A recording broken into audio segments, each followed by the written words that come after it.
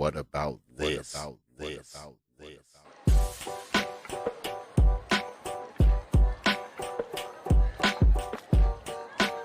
What about that? What about that? What about that? What about that?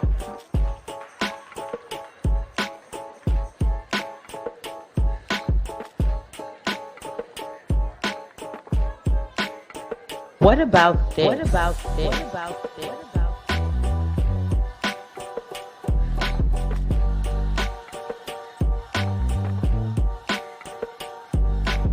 What about that? What about this?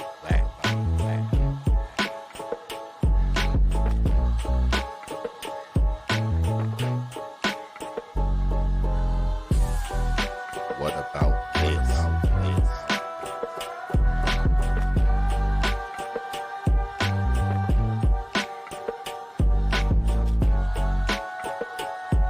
What about that? What about that? What about that?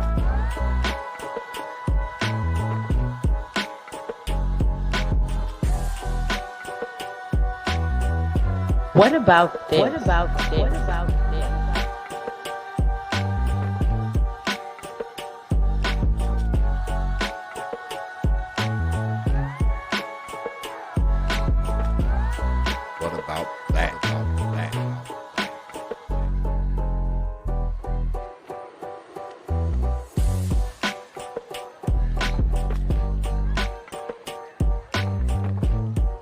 What about that? What about this?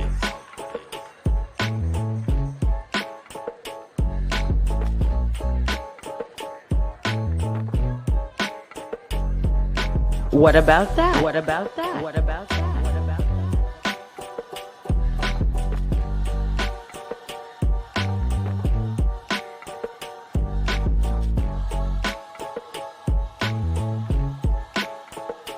What about this? What about this? What about this?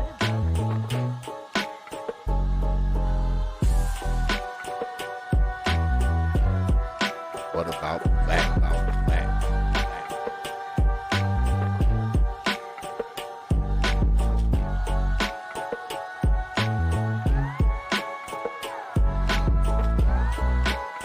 What about this?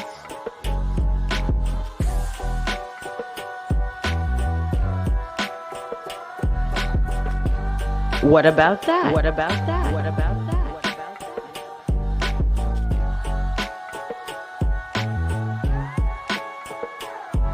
What about this? What about this? What about this? What about this? What about that? What about that? What about that? What about that? What about that? And peace, folks. Welcome back to another edition of the Proper Thought series right here on the old T.P.O.T YouTube page. I'm your host, X, of course, but you knew that already. That's why your black asses are here. Tonight, we're going to be talking about the invisible black dad. Yeah, that's right. The invisible black dad.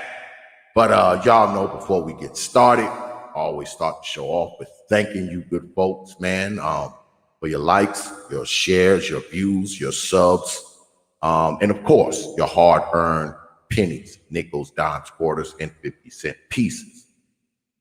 Because I realize you don't have to do it, man. You don't have to show up to these damn streams, man. You don't have to like these videos. You don't have to sub to this channel. You don't have to share these videos. And you definitely don't have to drop your hard-earned coins on this platform. But you good folk choose to do so, man. Night after night, week after week, you are here. You could be anywhere, but you choose to be here. And I want you to know, man, I don't take you lightly, man. I never have and I never will. You got my word on that. I'm humbled. I'm honored. I'm thankful. I'm appreciative, man, for you good folks. And y'all need to know that. All right? All right. So let's get at it. Last week, we did a show and we were talking about, mama's past. And this kind of correlates to mama's past, because we're talking about fathers tonight. And y'all know the narratives when it comes to the black daddy. He's not around. He's no good. He's got 25 baby mamas. He doesn't take care of his kids. At least that's what you hear on media. Tonight, we're going to prove all of that untrue. But what we're also going to do, we're going to talk about the reasons. We're going to discuss the reasons why some black fathers aren't around. Now, mind you, I say again, I want to reiterate that most black fathers are. Most of them are around, right? So let's go ahead and start off with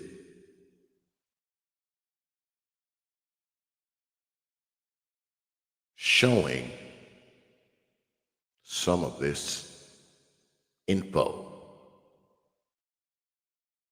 Now, I showed some of this info last week when we were talking about the sociologist, a Miss Christina Cross, who seems to believe that black children don't benefit as much as other children when a father's around, which is totally ridiculous, and other scholars and scientists and sociologists have debunked her 7 ways to Sunday.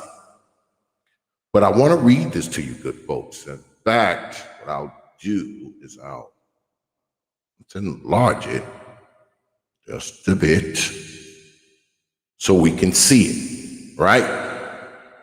Now, as you can see, this is the Afro News, because damn, y'all ain't even telling me my damn echo was on. And then tell me that my damn reverb was on. But now,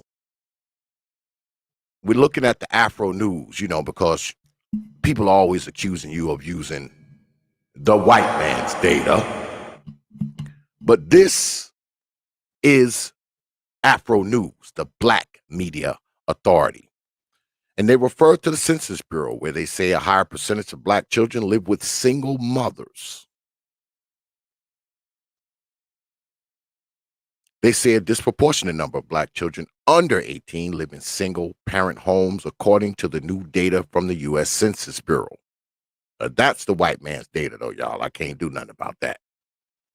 In its annual America's Families and Living Arrangements data collection, the Bureau examined marriage and family, living arrangements of older adults, and other household characteristics. It found that a majority of the 73.7 million American children under the age of 18 live in families with 2 parents. That's the majority of children. That's everybody, right? Black, white, blue, green, yellow. That's everybody, right?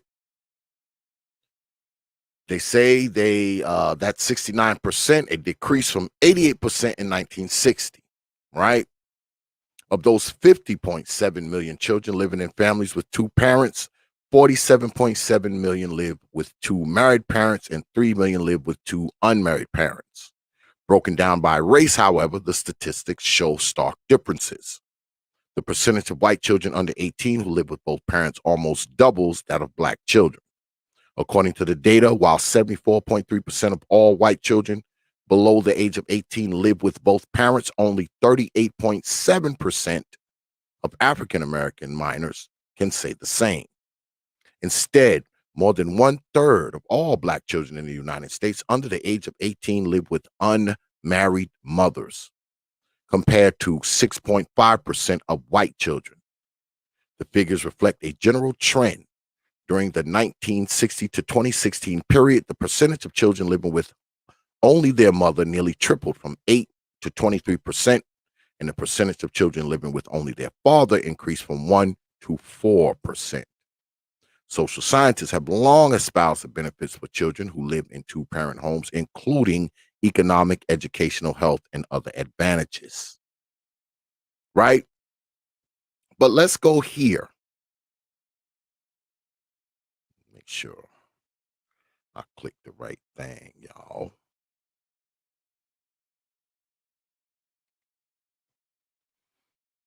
Institute for Family Studies, the white man's data. Less poverty, less prison, more college. What two parents mean for black and white children. Now, I read some of this to y'all last week when we talked about Dr. Cross. You see the graphs here. Let me go ahead and blow these up as well. I want y'all to see this. All right. You see child poverty rate by child's race and family living arrangements. The yellow, living with two parents in the first marriage. The gray, living in likely step-parent families. And blue, living with single parent. When it comes to black, only 13% of us are living with a parent, with parents that are married. The gray, living in likely step-parent families. 33%. Blue, living with single parent, 46%, opposed to white folk, 5%, 13%, and 33%.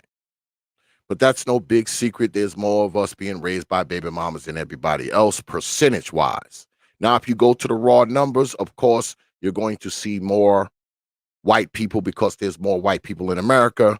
But percentage-wise, we lead the pack in these type of things, unfortunately. But what I want to go down to, I want to get down here, right? They say there is a clear connection between family structure and incarceration for black young adults. Black young adults who grew up in a single parent home are about 1.8 times more likely to have spent time in prison or jail by their late 20s compared to their peers from a home headed by two biological parents.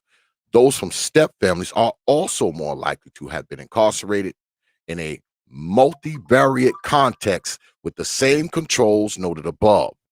Young black adults in non-intact homes have about 2 times the odds of having ever been incarcerated compared to their peers in intact homes.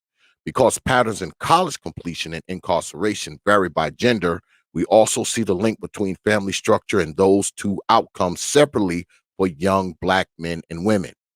Figure 3 indicates that young black men from an intact two-parent family home are much more likely to graduate from college than their peers raised by single parents and step families.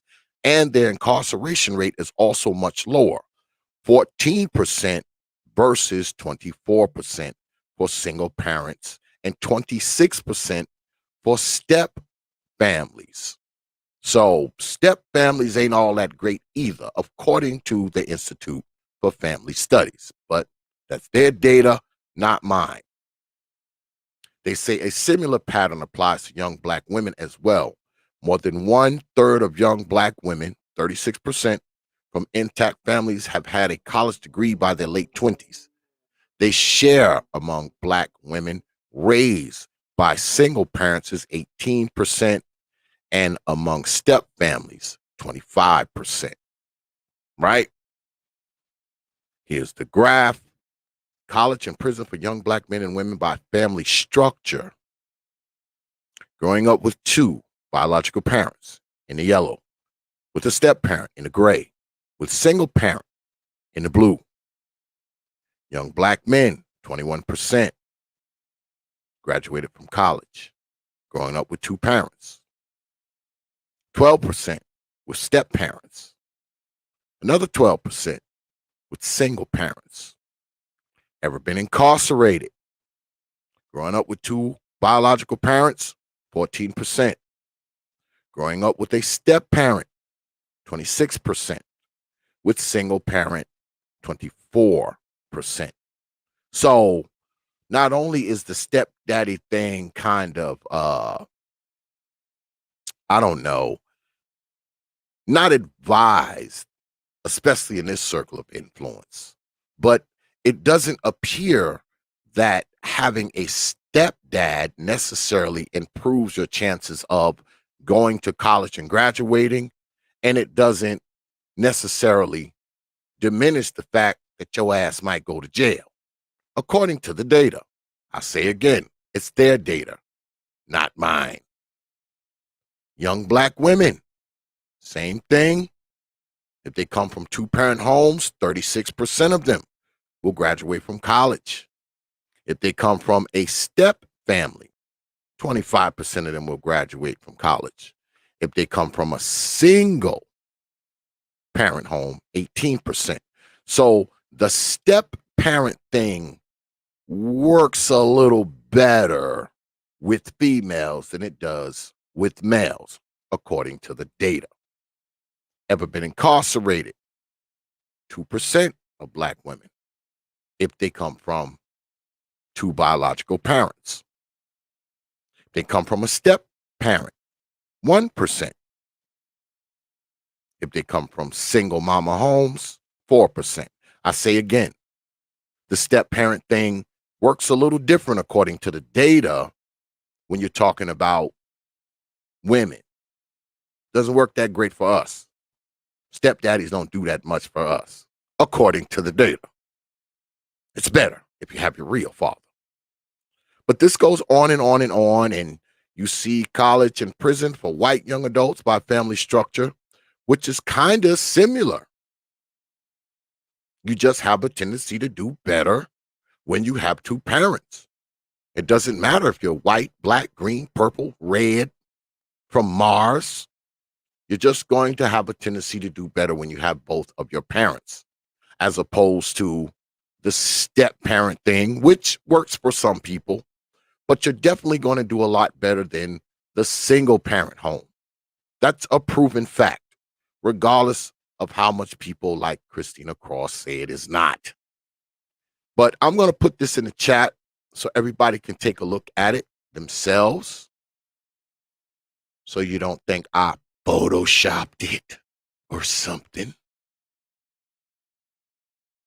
Because we don't want to really get, well, we're going to get into some of the data, but we don't really want to get into too much of the data tonight. We want to get into some. I don't want to get into too much of it, but I will post this study for you good folk to see.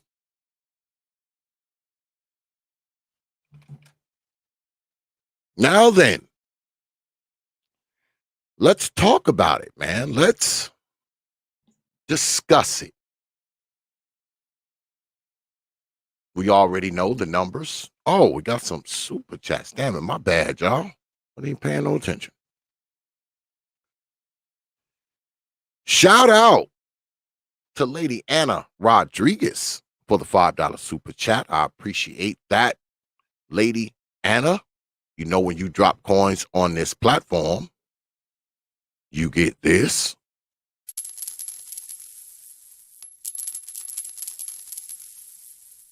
I appreciate you dropping your hard-earned coins on this platform. Appreciate that super chat, Lady Anna. And also, Brother DeMac the Trucker with the $2 super chat. I appreciate that, Brother DeMac. You know, when you drop coins on this platform, you get this.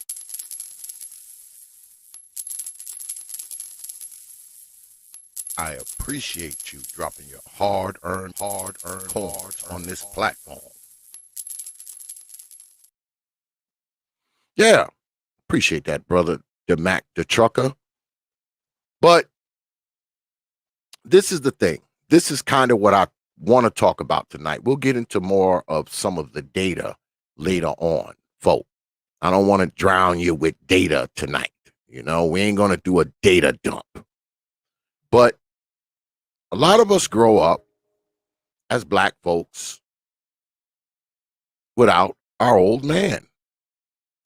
A lot of us, we don't have these moments, right? These moments don't exist for us. We don't sit down and have talks with our old man. We don't have our old man read us books or help us with our homework, take us fishing, take us rollerblading, or just simply just be our dad. That's many of us. We don't have that. And I know we often go through the data, and how the percentages and how many people have kids. And we've come to the conclusion that the majority of black men don't have children, right? So those men, we can not even talk about them, right? They don't have children. So they're not in this conversation and probably can't relate to it.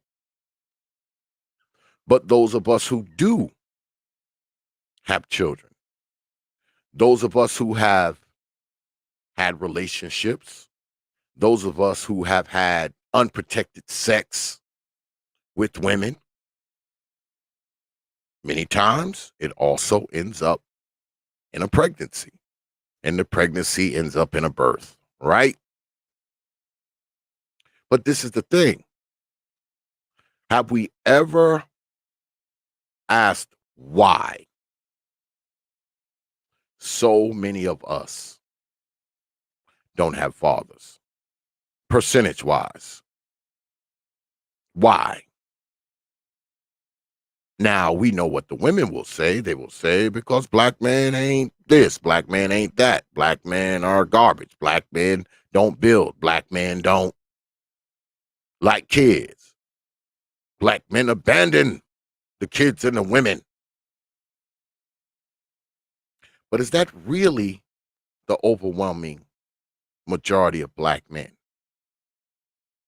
I beg to differ. It's been proven that these type of brothers are a very small percentage of us, aren't they? These type of brothers are the minority.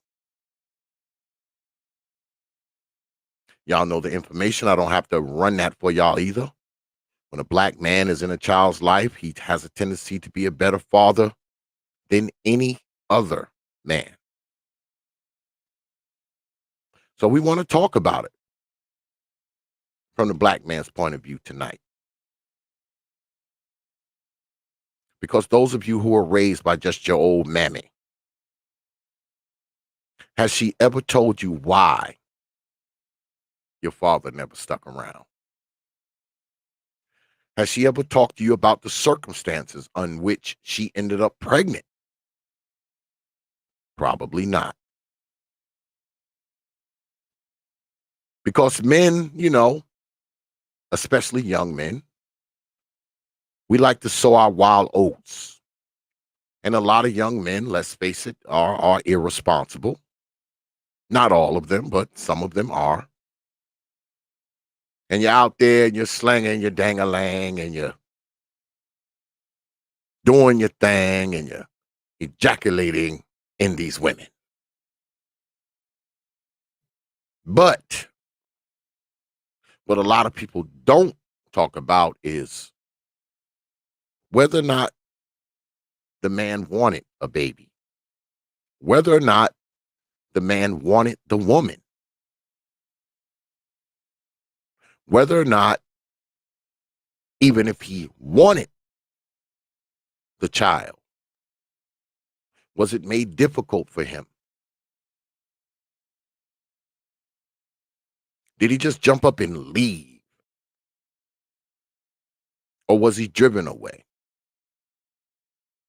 Did he have no intention of staying in the first place? Were most of us conceived inside of a relationship?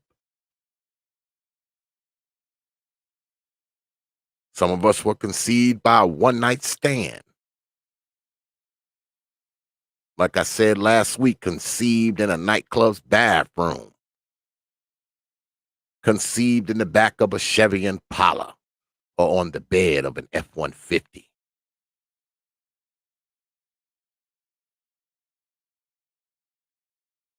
Did our fathers try to convince the woman to not have the baby once he found out she was pregnant? Did our fathers want custody of the baby?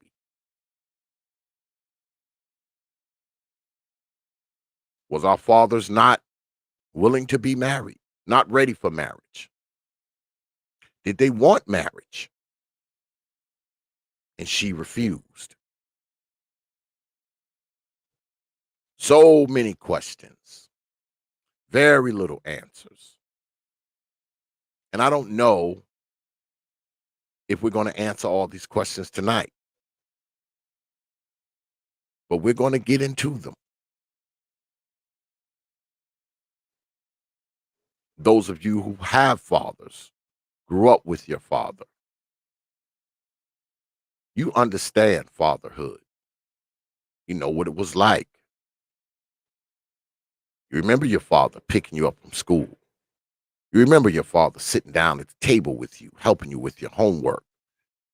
You remember times with your old man and he was cooking breakfast, you and him. You remember fishing with your old man. And if you had an old man like mine, you remember him slide you some beer every now and then when you were a kid on the low. You'd be like, don't tell your mama, boy. But I say again, not all of us had that.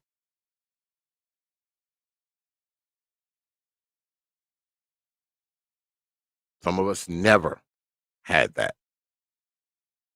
We grew up without it. And I know those of you who grew up without your father have to wonder why. I know a lot of us, they're like, oh, I don't care, but I don't believe you. Because deep down inside, you know that your rearing would have been different if your father was in your life. That's just a fact. There's no denying it. Your rearing would have been different. Now, I don't know if it would have been better or worse, but the data says it would have been better. And I know this is a touchy subject for Black folks because most of us didn't grow up with our father. It's a very touchy subject for Black people. But when you talk about the invisible dad, was he really invisible? Was he really not there? Do you even know? Do we even know?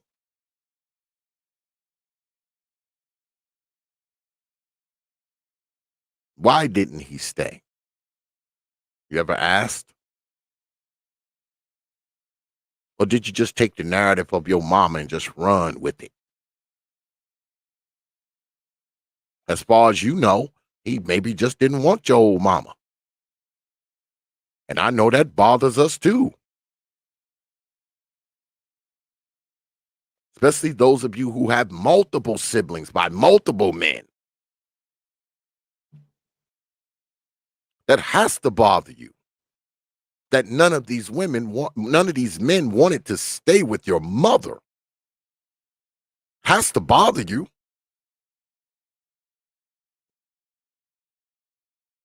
And I know mom, she probably often tells you that none of those men were good enough for her, even though they were good enough to knock her up, good enough for her to have their baby. But maybe, just maybe, mom wasn't good enough for them. Mom may not have been good enough for them.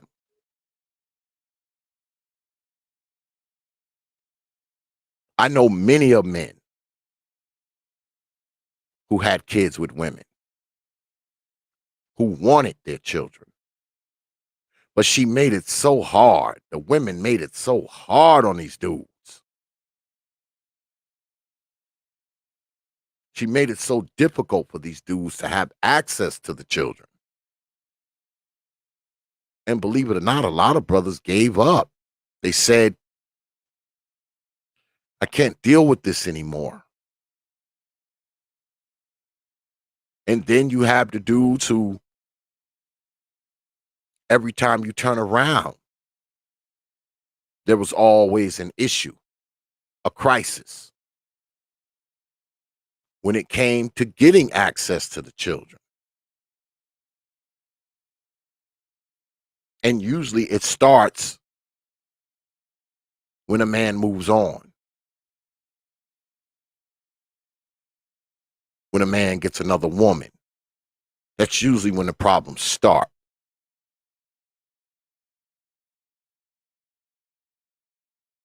I don't want that woman around my kids. I don't want that bitch around my kids. But the reality is, she doesn't want that woman around that thing that made those kids. That's what she doesn't want the woman around. She doesn't want the woman around that.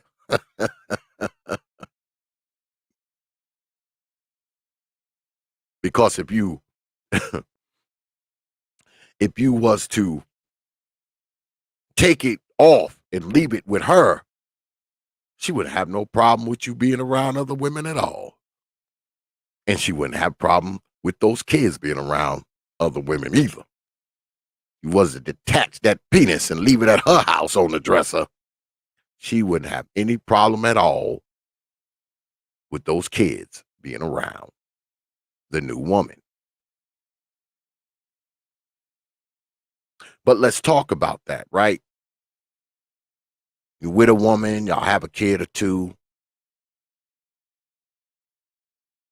y'all break up, y'all might have even been married, y'all get divorced, and now you love your children, you want access to your children.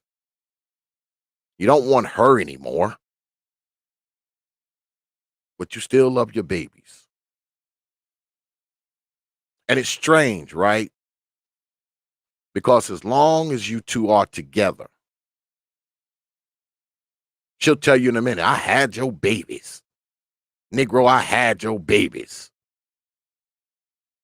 See, they're your babies as long as y'all are together.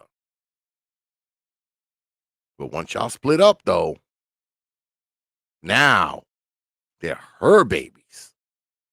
See how that works? She had your babies when y'all were together. But once y'all split up, they're her babies now. It's like you had nothing to do with it. Just like that. But you split up. You live somewhere else. Kids are with her. But you want your babies.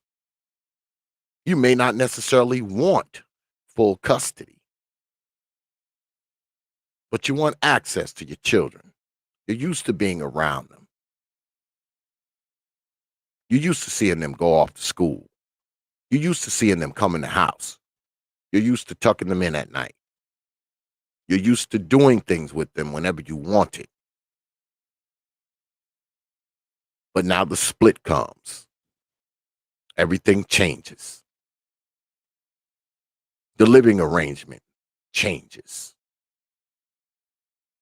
And their mother, her attitude definitely changes. So what do? You start off being diplomatic. Let me see my babies, they are my babies. And for some of us, that works. But for some of us, it doesn't. So now, what do? You pursue the legal route. You go to court. You sue for custody. You jump through the hoops. You do all the things that they expect you to do to get custody of your babies. And a lot of times, it works out for brothers. And a lot of times, it doesn't.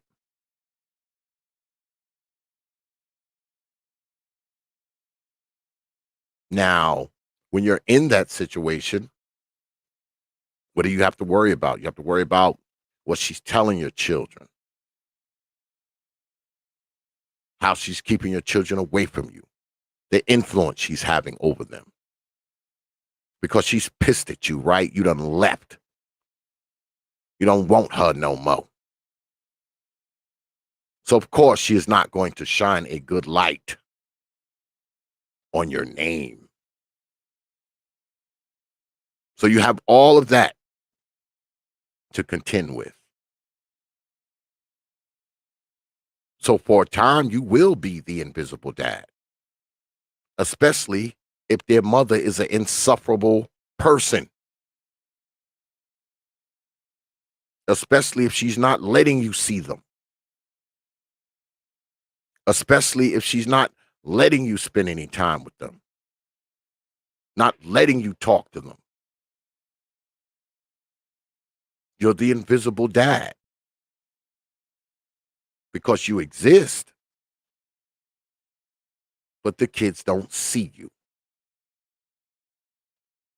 And likewise, you don't see them. But then there's another group of biological fathers. A kid is born and they don't go through all of that. They don't try to get custody of the children. They're fine with the kids living with their mother for whatever reason. A lot of them don't even really access the children. They don't see them at all, nor make the effort to do so. You know, that small minority of brothers who may have 5, 10, 20 baby mamas. They exist, but the children do not see them. And then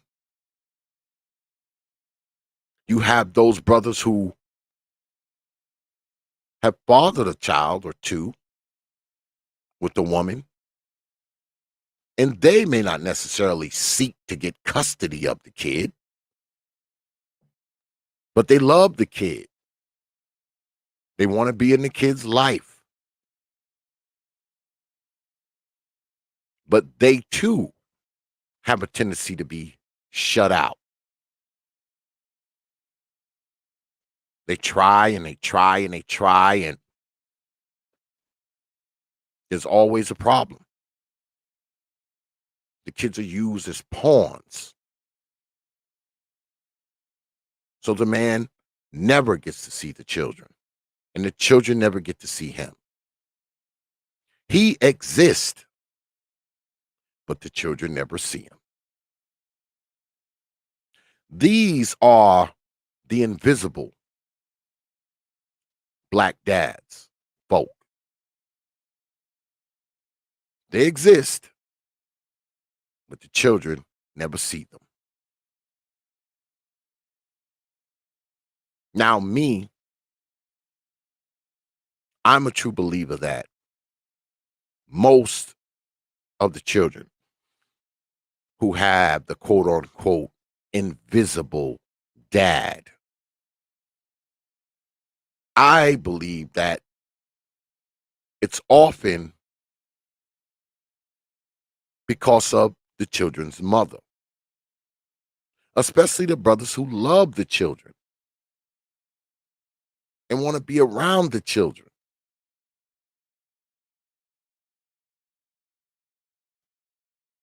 But like I said before, a man can be pushed beyond his limits, man. He can be pushed so much, so hard. I know everybody has heard about the story of the brother who shot both of the women who had his children.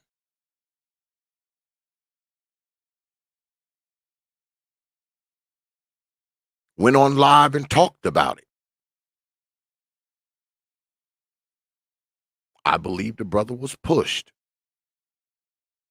But notice, he didn't kill the children. Now, do I condone just killing folk? Absolutely not. But I'm pretty sure that brother was pushed.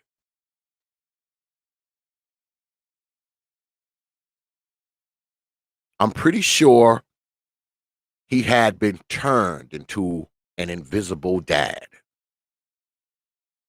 He exists, but the children don't see him.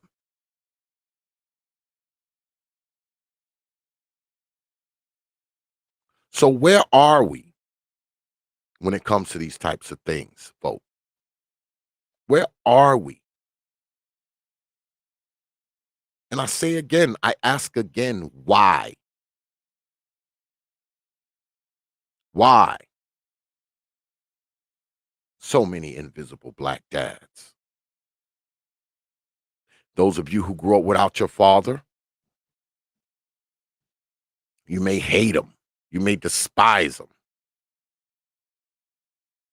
but you don't know him. You don't know what kind of person that man was. You don't know what kind of relationship him and your mama had, or the lack thereof a relationship. You don't know. Whatever hatred you have for this man is based on what you've been told. Correct? And likewise, those of you who grew up without your father and you found him, got in contact with him, talked to him, and listened to his side of the story, I'm pretty sure it was different than what old mama said.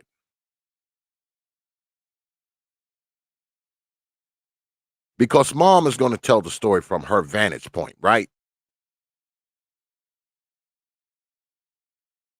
Even if she tells you that your old man left, if he left because of her, she's going to leave that part out.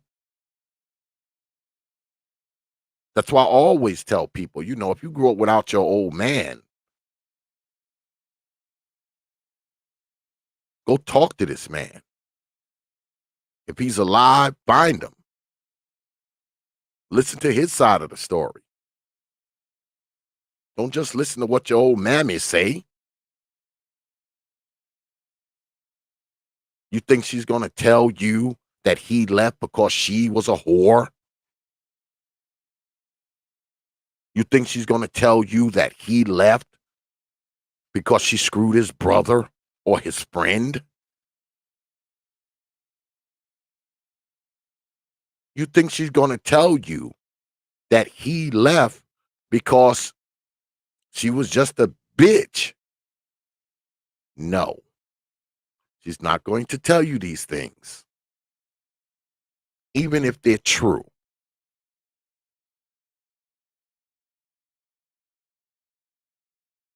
You think she's going to tell you the hard time she gave him about seeing you?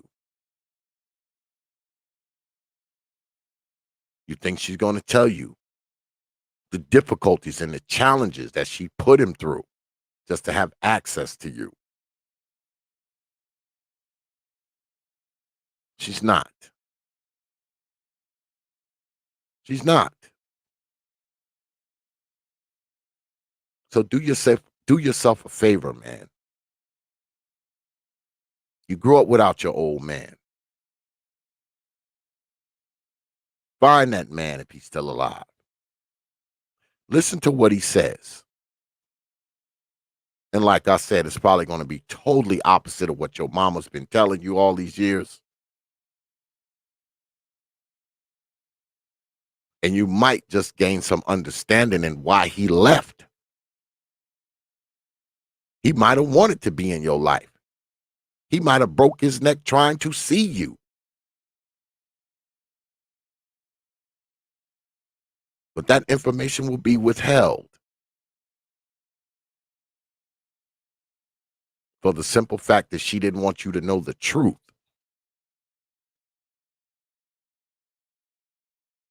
But then again, there are a lot of brothers out there, I say again,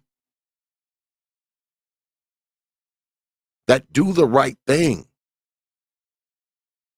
as far as the children are concerned. And I have data on that too.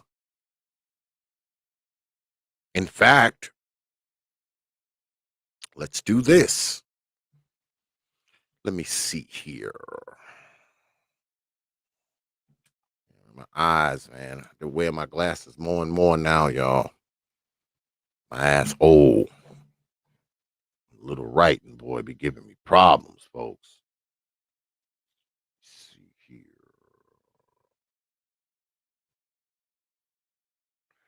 Let me see.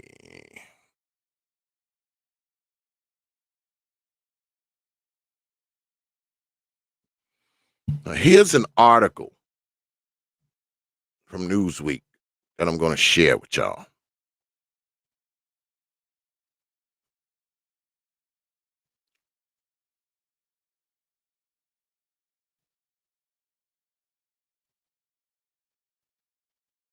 All right. Blow it up so y'all can see it for yourselves. In fact, I'll do this before I even start. Go ahead. Put it in the chat for you good folk. I don't know how we do it here. I'd like you good folks to have the information. Just take my word for it. Read it for yourself.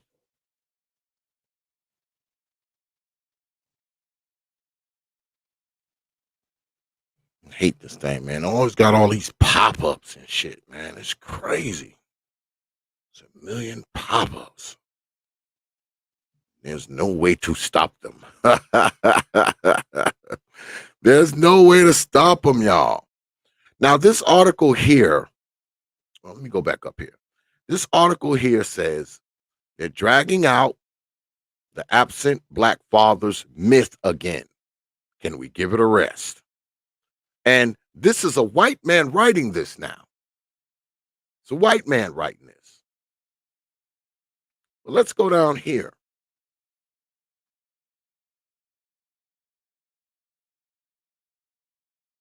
Let's see, what the hell was I? Should have marked it, damn it.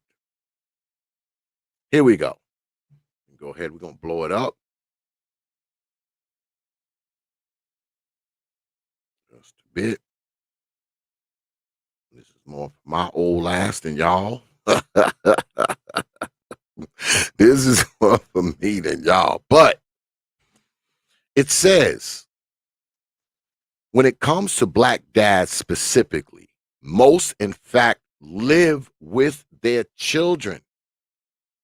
A CDC study found that about 2.5 million black fathers were living with their children, and about 1.7 million were officially living apart from them.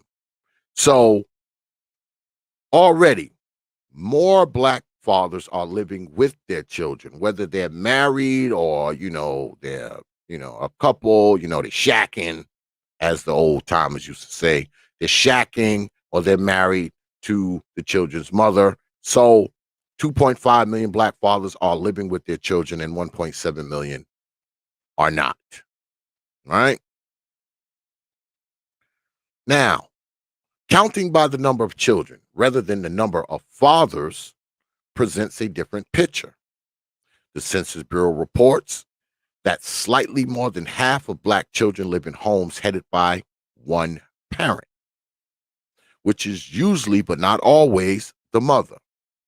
This is explained in part by non-co-residential fathers having more children. Let me read that again. This is explained in part by non-co-residential fathers having more children. In other words, the dudes who don't live with their children have a tendency to have more of them. If you're a guy who lives with your children, more than likely you have less than your boy who don't live with none of his kids. You live with your woman and your kids, so you got two. He don't live with none of them women with his kids. He got 12. But we continue. It's also true, more damn pop-ups, of course. It's also true that black children are more likely than others to be born out of wedlock. We already know that. But neither of these things make children fatherless. Millions of kids live with their fathers half the time, or at least part of the time, the article says, through joint custody arrangements. But children generally have one legal address, which is particularly important for the purpose of determining school districts. Most often, the legal address is the mother's. This is the major reason that fatherlessness statistics in general are overblown. Fathers' homes all too often are not counted officially as being homes with children. Also, some unmarried couples live together, making the marriage statistics even more misleading. I heard that right. Meanwhile, among fathers who live with their children, black dads are in many ways the most involved in their kids' lives. Black fathers, 70%, were more likely to have bathed, dressed, diapered, and helped their children use the toilet every day compared with 60% white and Hispanic fathers, 45%, the CDC study found. Now, remember, we always cite this CDC study, and guess what? So does everybody else. So maybe no one believes it when you say it, but a lot of other people believe it and write about it. But we continue. Also, more black fathers than white fathers took their children to and from activities every day and helped their kids with homework every day. The lead researcher told me that this study marked the debunking of the black fathers being absent myth. So what does that mean? We listen all this time about how horrible black fathers are and how they're invisible. But the studies say different, don't they? When people write about it, they write about it differently, don't they? When black fathers are involved with children's lives, they're the best fathers. They check all the boxes for the most part. And not only that, 70% of black fathers are more involved with the children, their schoolwork, bathing them, dressing them, all of that, compared to 60% of white men, 45% of Hispanic men. But we go back up. It says most often the legal address is the mother's. This is a major reason for that fatherless statistic in general to be overblown. Some unmarried couples live together, making the marriage statistics even more misleading. Black fathers are the most involved fathers. We know this.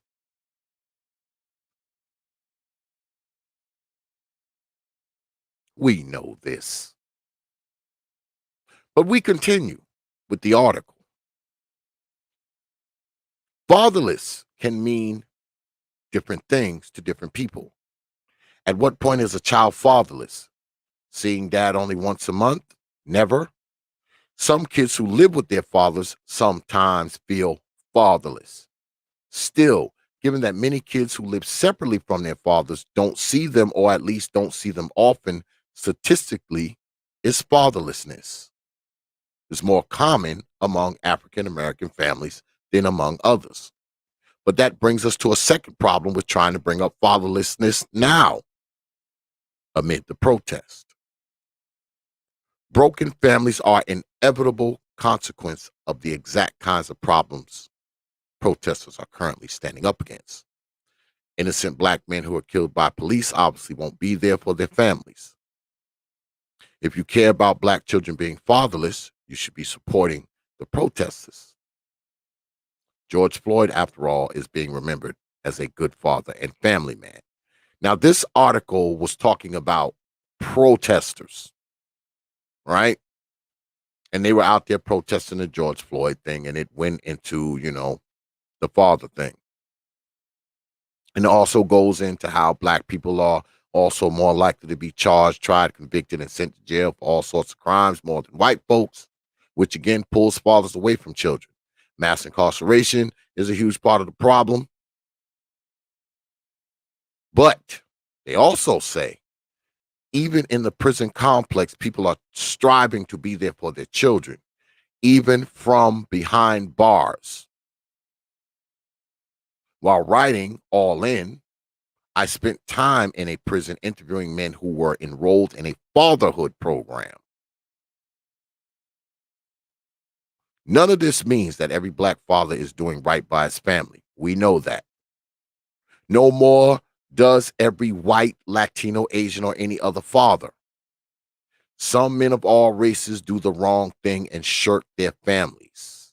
In my book, the author says, I devoted a chapter to the story of one man who had multiple children with 3 different women and did not raise them in their early years. Later, he realized how wrong he was. He spent years working hard to repair the damage and build relationship with his children. Today, he has loving relationships with them. But it's crucial that we make clear absence is not the norm. Active, involved parenthood is. Miss Christina Cross. Those who propagate false stereotypes need a reality check. The facts are clear. The problems that protesters are rallying against are not caused by black men. And if systemic reform conquers these problems, more children will have their dads at home. Now, there is some truth to that. But I also don't believe it's all the government's fault or all society's fault that fathers are invisible. I just don't believe it. I don't. But let's go here because I have one more thing I want to show you.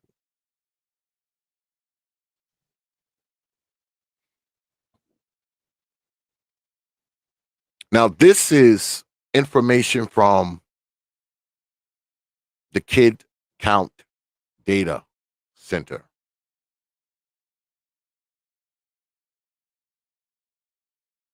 See my man, Perfect Black, my Chi-Town brother, done dropped the super chat. I appreciate that, brother Perfect Black. He says, Bro X, you got to download the extension AdBlock Plus for your browser to get rid of those annoying ads. It works pretty well. I'm going to do that, man, because I can't even pull up nothing without 55 goddamn pop-ups popping up, brother Perfect Black.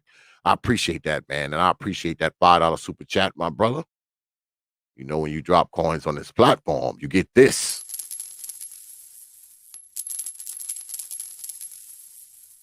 I appreciate you dropping your hard-earned coins on this platform.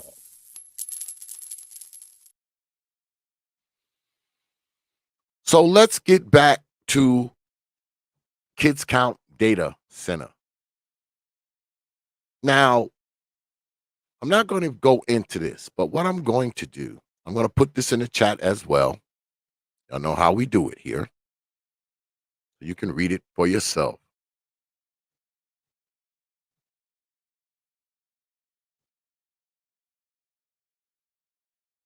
You can read it for yourselves. Vote. Go ahead, pull it up. And basically what it does is it gives you the statistics of children in single parent family homes by race in the U.S. I think the data is pretty up to date. It goes from 2010 to 2019, so it's only 2 years old. So, you can take that any way you want. Go ahead, check that out. And I also want to show y'all this. Where are we here?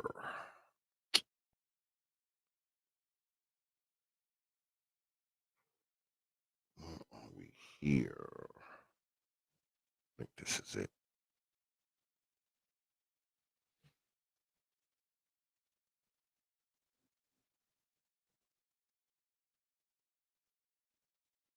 I think this is it. I got so many of these studies, y'all. I've been reading a lot of this stuff. Let me see.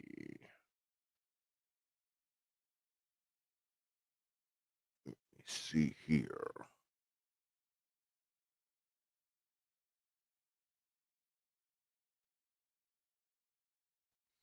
See, that's poverty.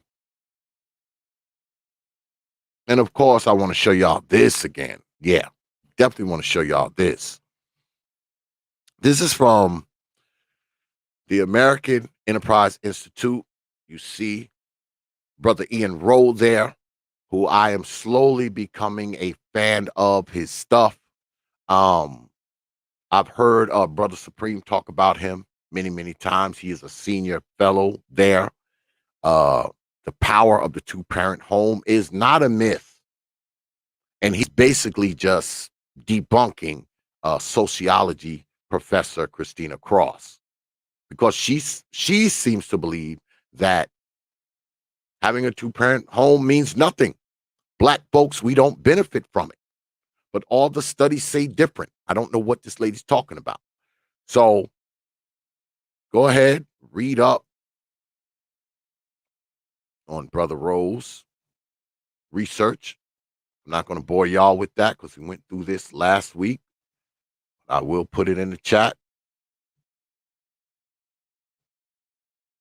for y'all to see. And one more thing before I stop the screen share. Let me see. Because he goes in on Christina Cross.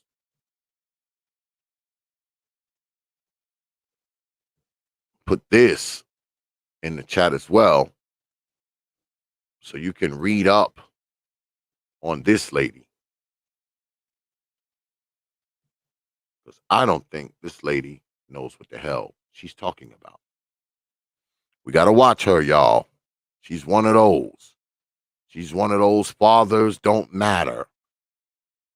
Fathers are no benefit to the children, especially if you're black. She's one of those. So, yeah, we'll be watching her. We'll be watching her. Yeah, we'll be watching her. But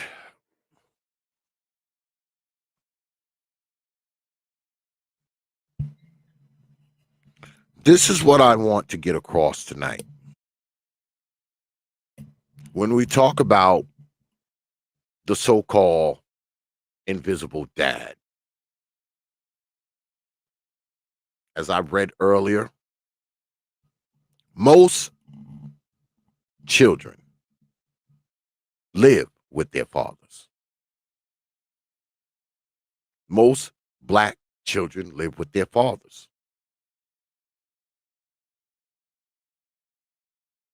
So you have a small minority of brothers who don't. And some of those brothers who don't live with their children are still very, very good fathers, whether they live with the kid or not.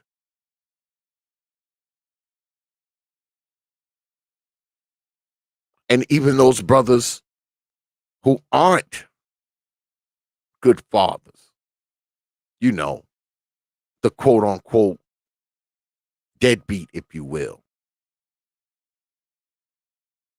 We don't really know the reasons behind it. I know we can assume.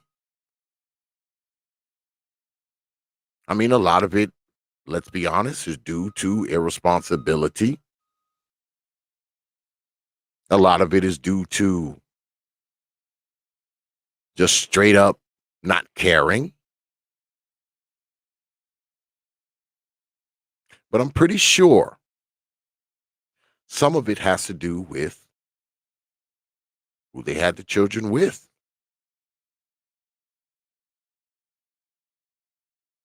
Whether or not they had access to the kid or not. Whether or not his life was made a living hell.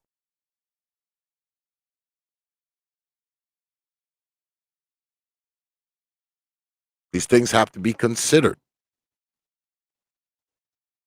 I just don't think it's good to assume that because the father isn't around, that he's one of those dudes who just squirted in this woman and then said, okay, when she told him she was pregnant, he said, fuck it, I'm out. Now, of course, some of those cases exist. Of course they do.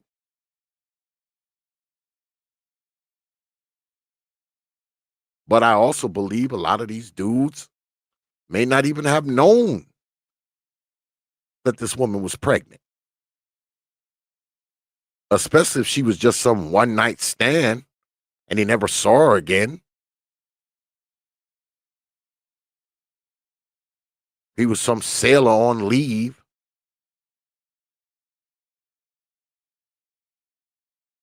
Jumped back on the ship and set sail and never saw her ass again.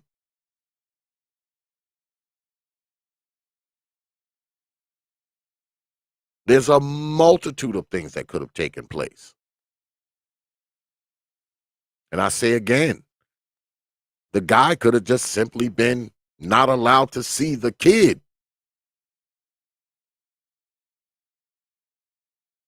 He could have just given up.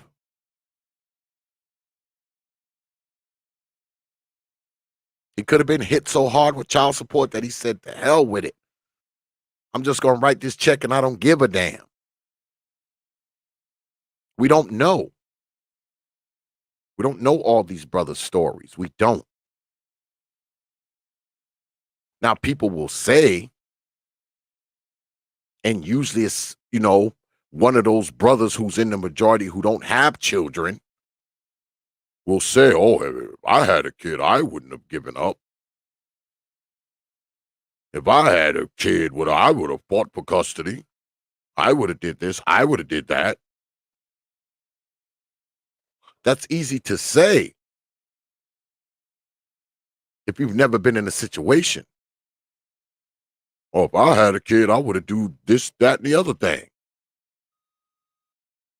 Shit, if I had a yacht, I wouldn't sail it near the Bermuda Triangle. So what's your point?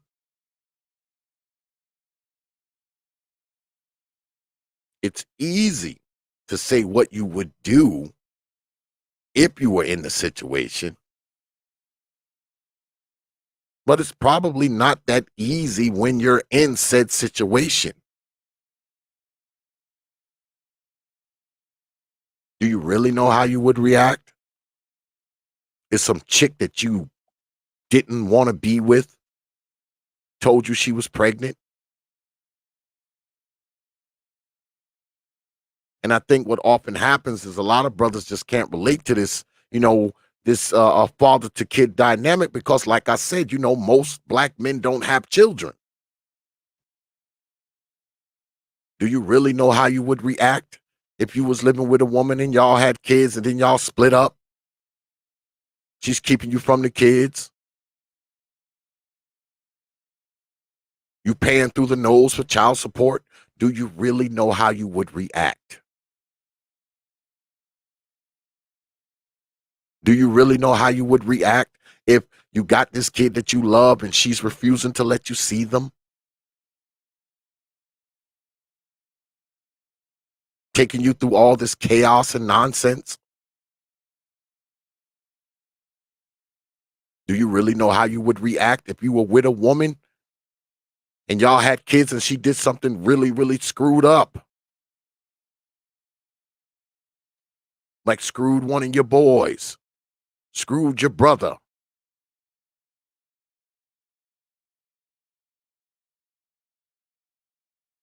Got pregnant and wasn't really sure it was yours. You take the DNA test and cross your fingers.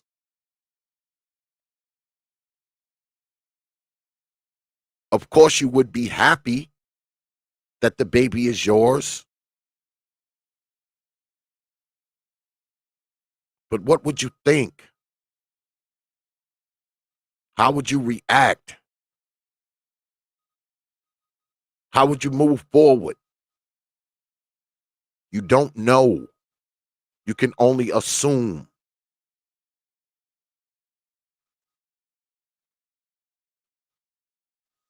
And I think it's time for people to stop saying what they would do in a situation, as opposed to someone saying what they did in a situation. Let me say that again. I think it's time for people to stop saying what they would do in a situation, especially a situation that they've never been in before, as opposed to us listening to someone who's been in the situation and what they did.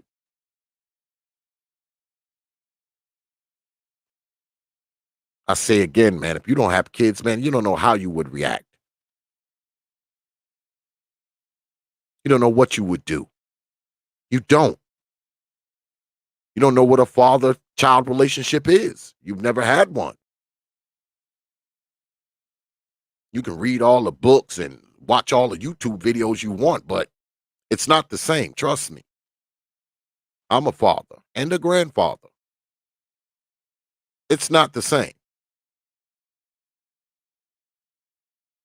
And I think sometimes, man, we need to distinguish, man, between people who talk about doing something and the people who really did something. Because those are two different groups of people, man. And often we try to act like they're the same. If you spoke about it, if you talked about doing it, that's the same as doing it. No, it's not. No, it is not. Talking about doing something isn't the same as doing it, folk. It's not.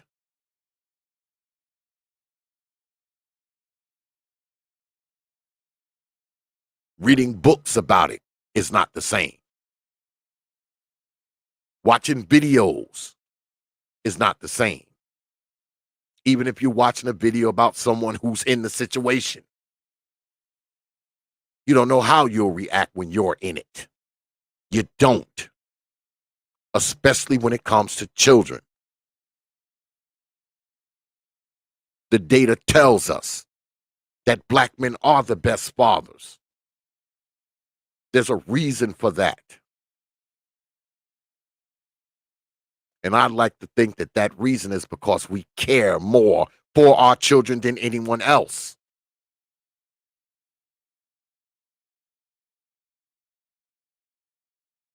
And when that relationship is fractured, when that relationship changes, when we no longer have access to these little people that we love a lot, you don't know what it does to a man. You don't know how he'll respond. You don't know if he'll throw his hands up and say to hell with it. You don't know if he'll fight like hell in court. You don't know if he'll go over there and choke her ass. You don't know what he'll do. You have no idea.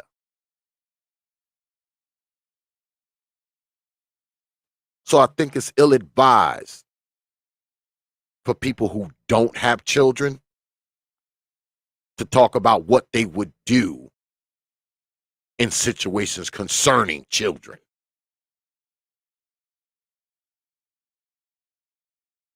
Shout out to Brother Royston, an avid supporter of the T.P.O.T YouTube page. I appreciate that, Brother Royston. You know, when you drop coins on this platform, Brother Royston, you get this.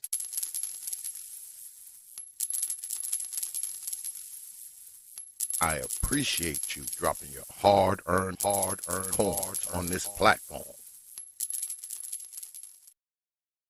Appreciate that 777 super chat, Brother Royston. Yeah. I think I've ran my mouth long enough because y'all know me, but I'll go on this crap all night. If you want to come through, y'all know what to do. Hit me up on the email. The email is prophetofthought@yahoo.com. That's prophetofthought, one word, no caps, at yahoo.com. And I see my brother Perfect Black wrote something. He says there's a 50-50 law on the books in Illinois. Anytime above 40% child support is greatly reduced. I think that that's a great thing. That's a great thing. I had heard about that before, Brother Perfect Black. I had heard about that before. I think I heard Brother Jack was talking about it. Talking about that 50-50 thing. I think it should be the whole country. The whole country.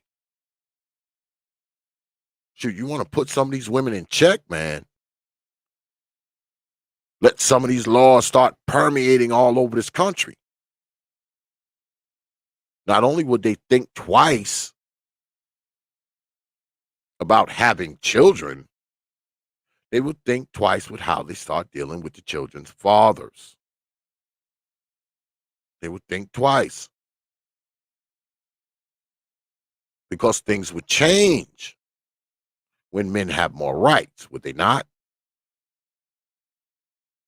See, that's the thing. Women already know. We don't really have a lot of rights, man. See, they have rights right off the bat. See, men, we have to fight for ours. They don't have to prove anything to have the kids. We have to prove ourselves suitable to have the kids.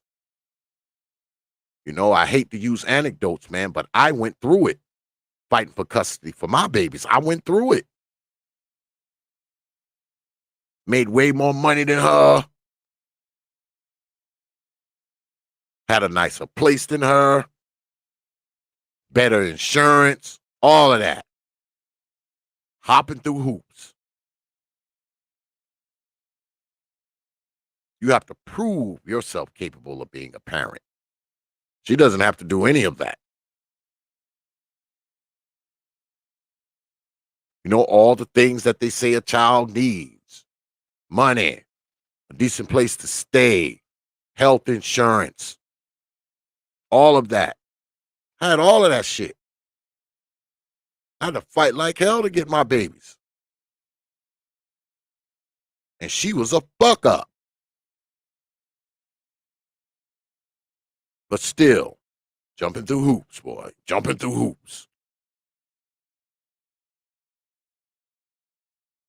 And I often say many times, I mean, she can have a goddamn baby and walk right out of that hospital with that baby and live in the damn woods behind the hospital. No one's going back there to make sure that baby has a place to sleep or milk or food or clothes or shoes or a blanket or... No. She can move that baby right on into a tent. Ain't nobody coming to that tent to make sure that baby warm. Making sure that baby got blankets to sleep under. A bed. Diapers. Shoes. No one's coming there to do any of that. She leave out of that hospital. Don't nobody go to her house and make sure there's food in the refrigerator. Milk in the refrigerator. Making sure the baby got a warm place to sleep. No one's doing that. They just say, see you later. She walks right on out of there with the baby. But you as a man, if you try to get that baby, they want to call your job, make sure you work. They want to come and inspect the house. Does the baby have a room? Does the baby have a bed?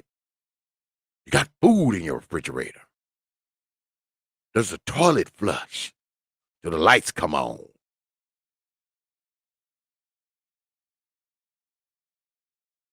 In my own anecdotal case, I mean, because you're talking, 20 some odd years ago, I'm pretty sure things are better now for brothers. But I mean, they called my job asking, is he a good employee? What type of employee is he? Is his job long term? Any chance of him being terminated? Yeah. Yeah. Came to my house, walked around, looking in rooms, flipping light switches and shit. Want to make sure I had health insurance. Want to make sure I had life insurance. All that shit. But luckily I did. I was a young guy, had a decent job. I made good money, about 4-5 times as much as she did. But they put me through those paces, man. Just to get my kids. And even after all of that, the reason why I ended up with custody is because she had screwed up so much and missed so many court dates and all that kind of shit that they finally said, you know what? Enough of this. That's how I end up winning. Because she not only was screwing up, she was screwing up through the legal process. Not showing up. Not coming to court dates. You think I would have got away with that shit? Just not coming to court? Not showing up? And she did it multiple times. And when she did show up to court, a lot of times she acted a fool in there. Acted a damn fool. Think a man gonna get away with that? Absolutely not. But anyway, see my brother.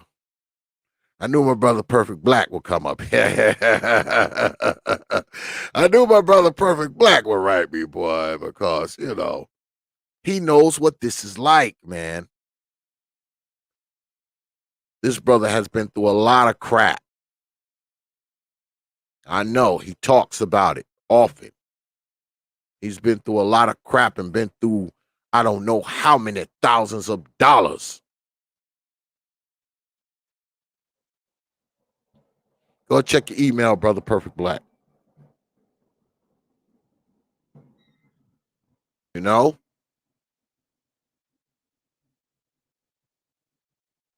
It's crazy, man. It is crazy. And people think men are we just make this stuff up. We don't. I damn sure don't. I went through it. And a lot of times, I don't even think that, I look back on it now, my babies are grown now, shoot, my baby is 23. But I look back, man. You look back 20 years or so, man.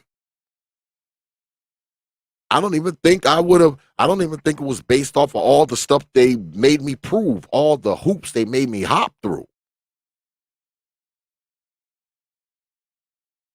It was just that she was such a miscreant of a person that they had enough and they said, okay, here you go.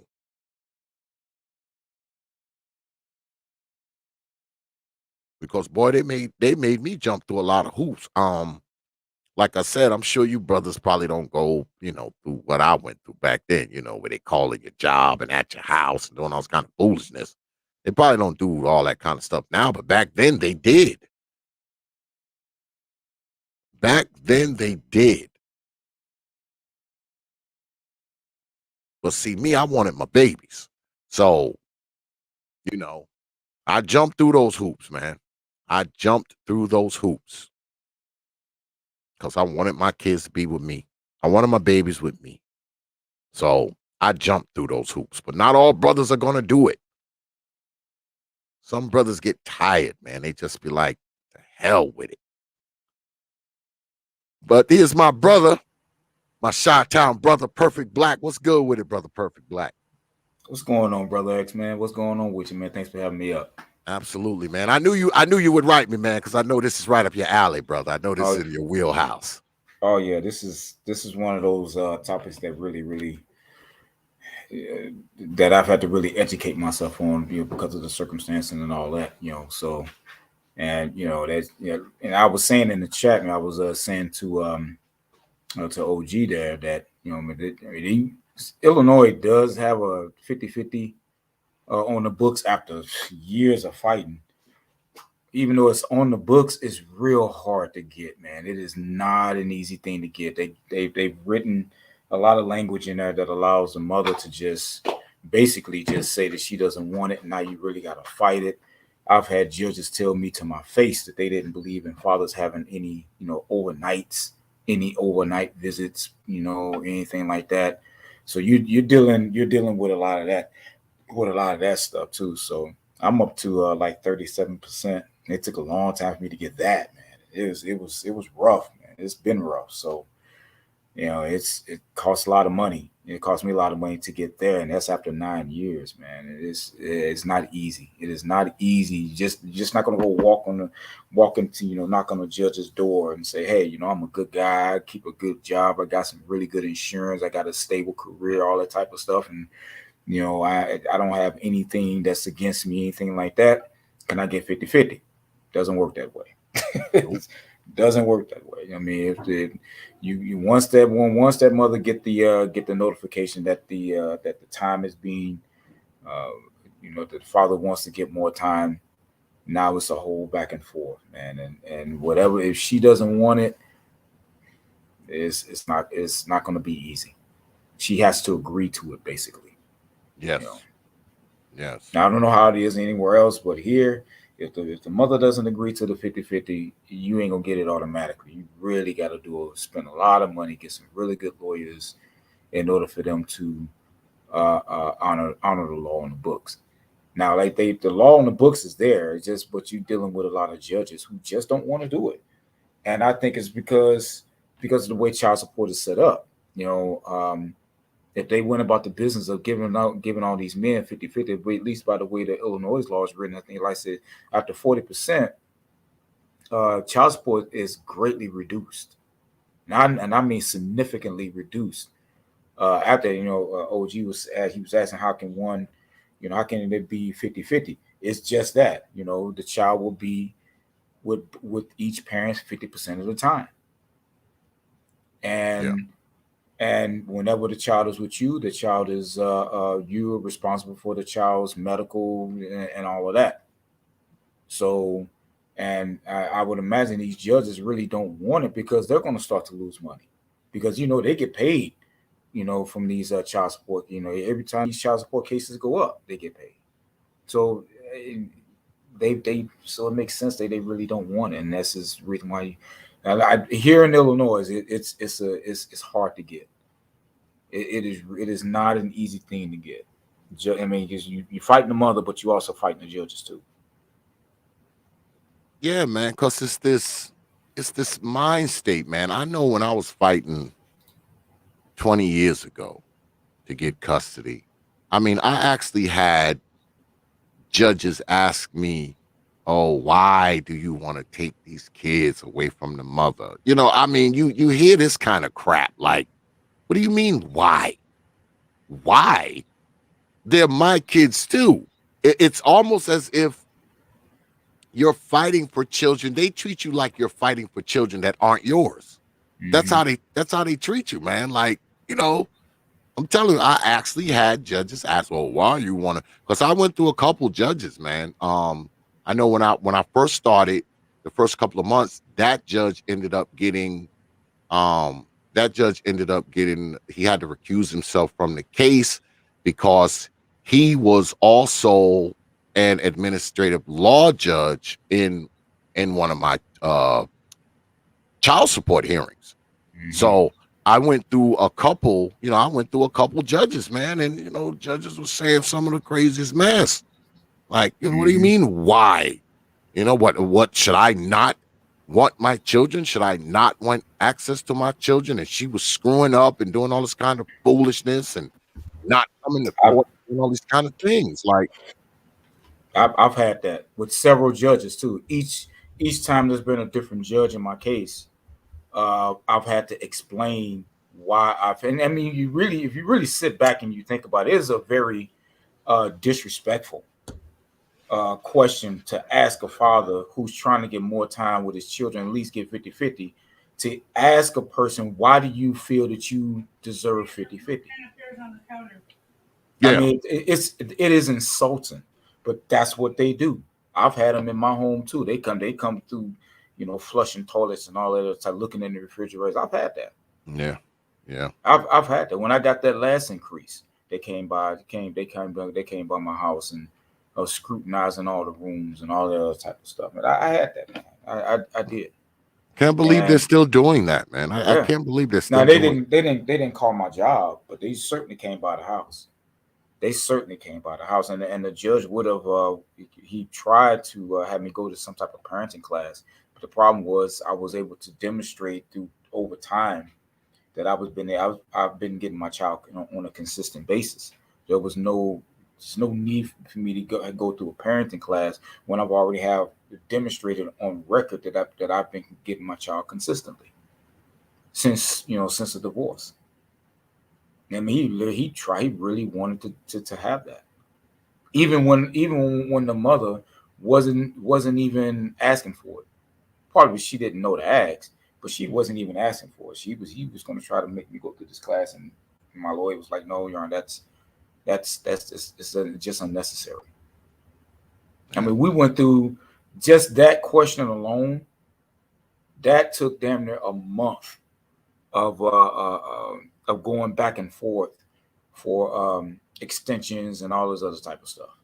Just on that one topic right there, he stretched that shit out for as much as he could. For as much as he could.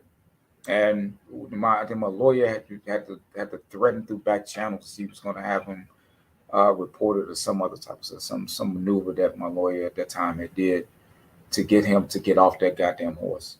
Now that's how bad it is. That's how much they do not want fathers having 50-50. And I really do believe that it really is more has more to do with this whole child support thing and how they're getting paid. I mean, you think about it, if they made a habit of letting fathers get 50-50, the child it'll damn near bankrupt the child support system. It'll bankrupt child support court, family court, and all that. It'll bankrupt it. Yeah, it'll bankrupt it. Yeah, because it would make the child support system obsolete. Mm-hmm. It would become Why do you obsolete. need child? And I know in some places, even if you do have 50-50, you still got to pay child support because they still got this custodial parent thing on which I think should be abolished in the event where there's 50-50. I think there should be no custodial parent. Yeah. I don't think I think child support and all this should be completely done away with. If there's a 50-50, this should be completely done away with. And I believe what Dennis Sperling believed. I believe I think that the default posture for courts in any type of divorce or split ups should be 50-50.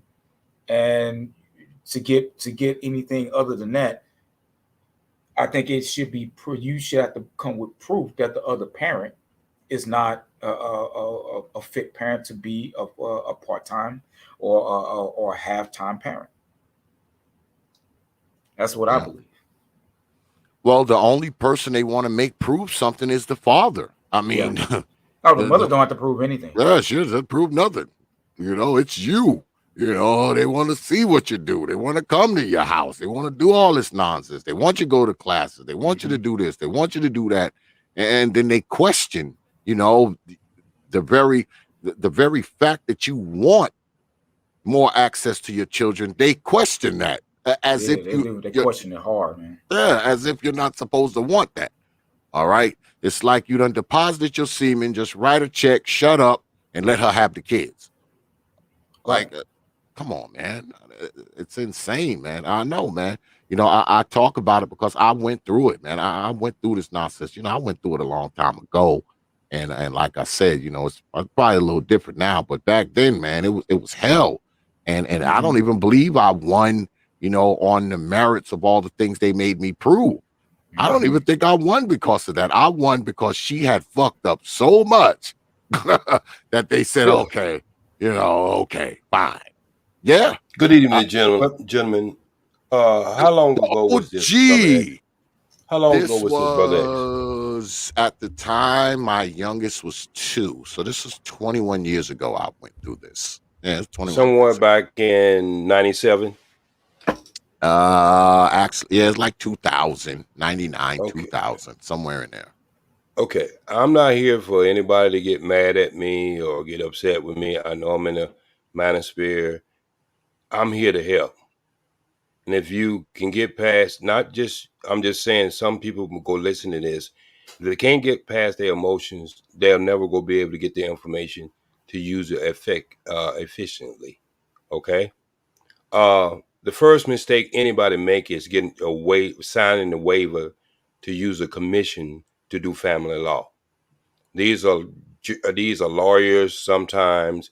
Most of the time, they are lawyers who's been practicing in that law field, and then they're really not qualified judges in the first place because they're just not. And that's how you can end up with 3 and 4 commissioners listening to your case in your family law case because you signed that waiver saying that you would let a commissioner hold your case. And that's in North Carolina. That's in all 52 states. You don't have to sign a waiver. You can actually have a judge um, listen to your family law case. But if you sign that waiver, you're pretty much putting yourself under the mercy of the court. That's what I want to end about it. That's the biggest mistake you can ever do. That's number one. Number two, not only just in criminal, let's say in civil law or family law, anytime you go into any courtroom as a defendant, you're already pretty much under the microscope. I know that in this country, supposed you're supposed to be innocent until you're proven guilty. But if you ever go into any court in the United States as a defendant, you are pretty much handicapped. That's number two. Number three, I don't know, maybe it is because I looked up my brother who told me about the 50-50 law in Chicago, and that's a good thing. That's not a bad thing at all. And for all you good fathers who are in your children's life, and you are being accountable for the medical, mental parenting, and you are in your children's life, kudos to you because you are doing what you need to do to raise a child that needs your half just as important as he needs the mother's half. Now, to get on to number three, we got to understand something. If you're going in that courtroom and she was the first one who took you to that courtroom, let's just talk off the bat of divorce. Because most child custody cases is not based on divorces, but based on people who are not married. And so let's just deal with that for a fact. And then we can go back to the marriage because it brings on a whole different flavor when it comes down to marriage. But when you are not, the child is born out of wedlock, you pretty much rush through that system. But a lot of people don't understand that even though you might be rushed through that system, you can go back to court anytime you choose to go back to court. And I know it can be time consuming. If you do it yourself, you don't really not do anything but petition the court. You can have your paper. It depends if you're working or not. You can have your stuff free too. But if you're working, the filing fees can range anywhere from $13 to $15 or something like that. And you doing an individual, you won't be filing that many things, but most of your arguments will be verbal in the courtroom. So you wouldn't be doing the same thing as a lawyer. All right. So um, the most important thing that the court really wants to hear. Oh no, I want to get rid of this myth too that there's laws made for women. When it comes down to family law, um, there are not too many laws ever made for women. The laws is made across the book. What happens is you as going in as a defendant, you don't get the lawyer free as she gets, because she was the first one to go down there and file the papers. But if you was to go down and file the papers first, you get the same freeness she get. But that's one of the things we got to understand. There's a difference between the person who's pursuing something versus someone who's challenging something. We got to get that in our head. And we don't get that in our head, then we go always be behind, be behind, because we go always be following them. So, and I don't know, maybe you, some of your brothers out there, but from my study with my child say daddy, I don't know any court system in the United States give a woman custody when a child is born. When there's no custody case, that child is equal to either parents. So you can go ahead, and you think you got a knucklehead, you can go ahead and get the ball rolling yourself. You know the woman you're dealing with. If she's a knucklehead, go down and file the papers first. And another thing too, when you take your child and that's your child and you know that's your child, you can take that child and start your own paperwork, and ain't a damn thing the sheriff department or anybody can do unless it's a court have the court has spoke on custody rights. You have just as much right to that child as she do. So you decide you pick up the child, you be nice to her, and all of a sudden you say, you know what, I'm gonna get custody of my child. You don't have to bring that child back. Only thing you have to do is go down there and fill the papers out like she would, because there's no custody case. So that child is equally yours, it is hers. And a lot of us don't know that. And that's in every 50 states of the United States of America. Okay? So the thing with us, I think more than anything, than this court system being lopsided, is being us having the knowledge of how to maneuver inside of that courtroom. I went through it. I took my child off the breast in the same time you did, Brother X. And when you first interviewed me, you can go back and listen to it, and you'll see that I'm saying the same thing consistent with what I said in that interview. I had to fight like hell. For us to say that there's not any bad women out there who's going to try to keep you from the child, you are correct about that, because I had to experience that. But what I had to do is learn how to maneuver inside of that courtroom, how to defeat a lot of that. Because once the judge write a court order that you're supposed to pick out your child at a certain time, then that's a court order. And if she don't bring that child there, and you know where she live at, you can take the sheriff department, and the sheriff department either tell her to release that child or she will be arrested on the spot. That's what their duty is to do in all 50 states in the United States. That's what the sheriff department do. That's why you see the sheriff department working inside the courtroom. They are the ones who fulfill all court orders. So if we don't know these information and we keep going on that there's some super thing going on in the courtroom that protect women versus men, no, it's there who gets there first. That's what we got to understand more than anything. The laws are not made for women. They're made for the laws of the custody of the family law. So whoever have that child in their possession is the one who's going to be protected. But most of us, for some other reason, we get kicked out of the house, or we don't own the house. We leave the house. We leave our kids there. Now she has the power. If I'm gonna leave, if I had to do this all over again, when I left the house, still going through all the things I went through, I would have took my child with me if I had to know what the law was. That's the problem, is knowledge. Knowledge is powerful, brother. When we can go keep going on with this, they have this superpower in the courtroom with not us having the understanding of how these laws work. The most, and I'm gonna start with this when we can go back to the convo again. Number 4, the most important thing a judge want to hear in the courtroom is the best interest of the child. So if you come up with a parenting plan and understanding what a parenting plan is, then you go have more weight than a CPA and her attorney. That's what my young lady had, and I went in there and represented myself, and I walked away with my child out of the courtroom. So we got to start understanding the laws the way they are written versus going in there and think we're defeated before we get in the courtroom. There are certain things you can do could put extra weight on your back, not having the knowledge. Now, the lawyers within themselves is the one to keep all this shit going on. These are some of the people I believe are the worst circumstance when it comes down to family law. Because as much as they can keep you in there fighting against each other, the more they get to go ching, ching, ching at their bank account, and their kids get to go to Harvard and Princeton while you are still in there fighting for the right to have time and have important decisions in your child's life. I think it's time for us to stop blaming and start understanding the law and what the law want inside of that family court. So our brothers out here in the manosphere and outside of the manosphere, well, we can go in the courtroom with power. And so if we keep going this thing thinking we defeated before we get in the courtroom, then we are never going to get the power that is already there for us. So there are certain things you can do to protect yourself. You know when you're dealing with a knucklehead. You know if she didn't listen to you when she didn't have a baby. You know when that baby comes, she's going to be doing all kinds of things now because she going to think she has this false security or power in that courtroom. But you're going to have to learn how to beat her at her own game. And the game is to be the first one who start the petition. That is the game. Anything else, you're running behind the ball.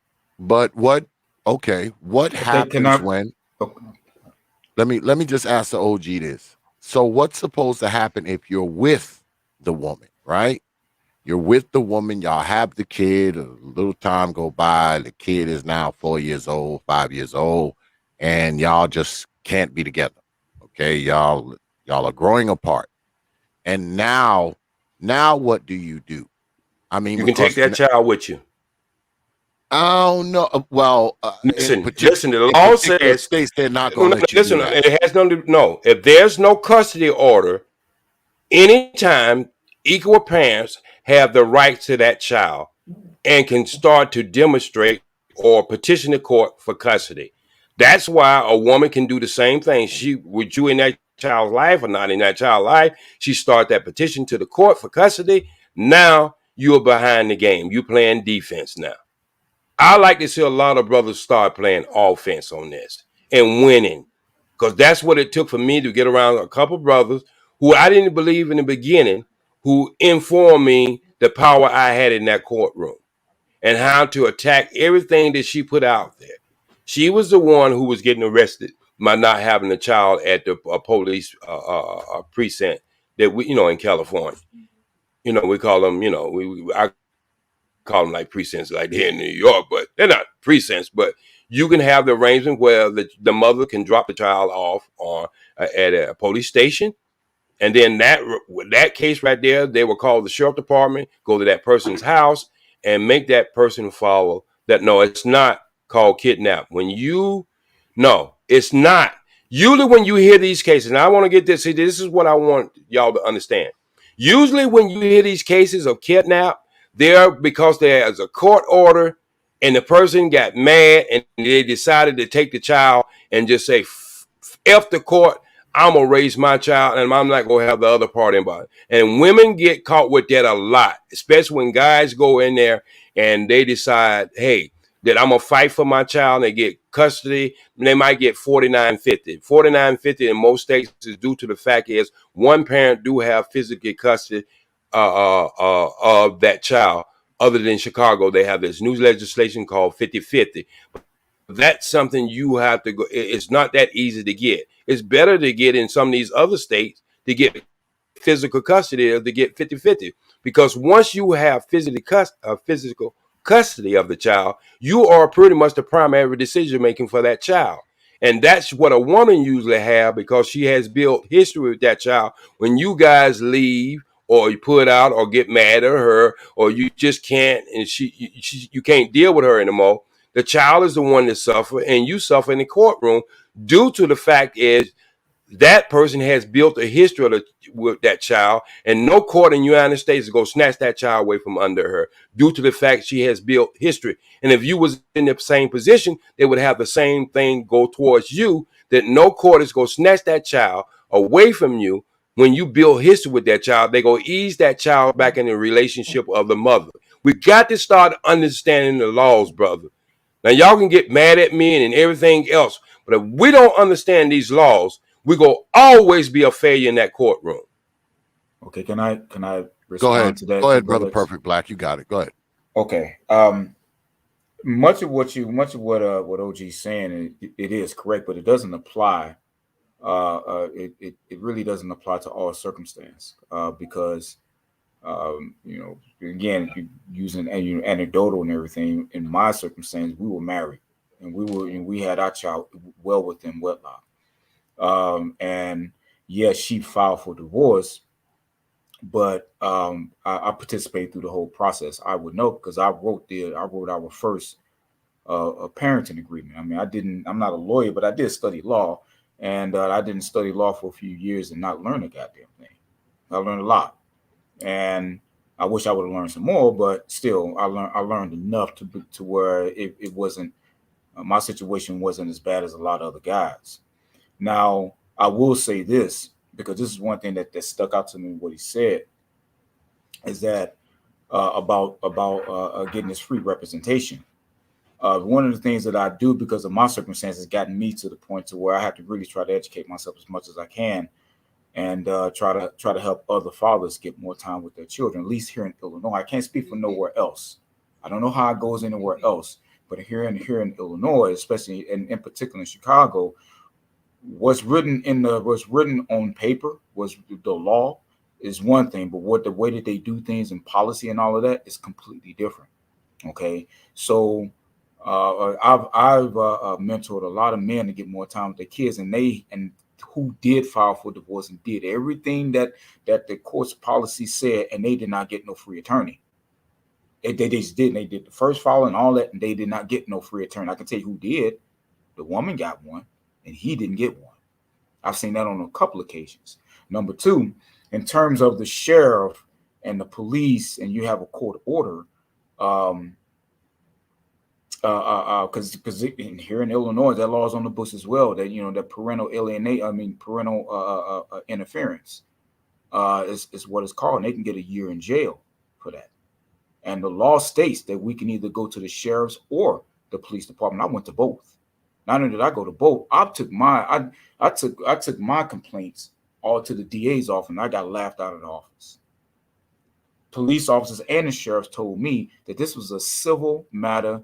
That they would take that they would record the police report, that they would record it, but flat out that it'll get what the word that they use, it would be prioritized away. Basically, if someone comes in with a more life-threatening complaint about something, that my complaint would just get pushed to the back burner. I know because I got the police reports and I gave them to the judge because I told the judge about this. The judge wanted to know, but he wanted the police reports. Gave them to him. Guess what happened?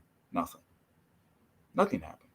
So yeah, those laws are on. Again, it may be like that where where OG is at, where they will, if you do have the knowledge of the courts and all that, you can force them to act in the way than what the law says. But it doesn't work like that. It doesn't work like that here. It doesn't work like that in a lot of places. Where you at, brother? Where you at? Like I said, I'm in Chicago. You're in Chicago. Yep. Police reports are not admissible unless you have the cop there to testify for that report. So we had no weight in the courtroom. Like I said, I took again. You could ask did you ask the watch commander? I'm pretty sure you did, but I'm asking you, when a court makes an order, it is the duty of that officer to do it. And if he don't do it, you can ask for the watch commander. That would come back on them more than anything. But a police report is not admissible in the courtroom unless you have the police who written that report testify in your case. A police report is admissible here, but like I said, she did this to me 4 times withholding my daughter, wouldn't do the exchanges at the police station that I demanded. Now that is a good thing. Do the exchanges at the police. I demanded that. She would not come to the police station on 4 occasions. The last 3, I would ask for the damn commander. Got his name and badge because he told me we wasn't gonna sign any goddamn thing.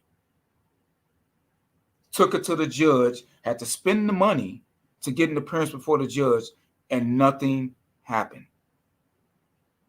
Now, I'm not complaining about that because this is just what it is. It's like that here. I don't know how it is anywhere else, but here, you can do all that all you want. They're not going to do anything. They're just going to, like they say, prioritize it away. And when other men see that type of stuff happening, what type of fate do you think that there's going to say, well, if I just know everything that I need to know, if I educate myself and all that, then yeah, then my ignorance or my lack of ignorance is gonna see me through this. No, this is not what fathers are seeing here. It's not. Like I said, I've had judges tell me to my face that they didn't believe in overnight visits with the fathers, even though the goddamn 50-50 laws on the books. It's crazy. I've never seen a father who filed for divorce. I felt bad for a father because I told him some of the same things that you tell them. Dude, if you file first, maybe you can get this, and they not get that. Yeah, and I want to take this back to the OG saying that, you married to the woman and y'all together and y'all got the kid and the kid is 4 and 5 years old and you leave and you can just take the kid. She get on that phone and call the police, man. They ain't gonna let you take that kid out of there, man. They're not. Oh yeah, I want to speak on that too. They're not, man. All right, I want to speak on that as well because I've had a situation like that with my ex-wife. It was a couple of times that I was late dropping her off. Do you know that they was knocking on my goddamn door? The police was knocking on my door. But the times that she didn't, the 4 times that she didn't bring where she basically interfered with my visitation, they not one time went to her house. Nope. Not one. The only thing I can say you had a bad experience, brother. The only thing I can say you had a bad experience. No, I did put it in. I put it in the chat. The law for Illinois State admissible.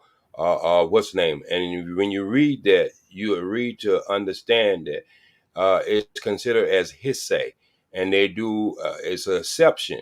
And I think when you read that and understand it, it's an exception due to the fact that the police officers can't be there. There are certain things, stipulations that law could be applied, but it's not just really given out there.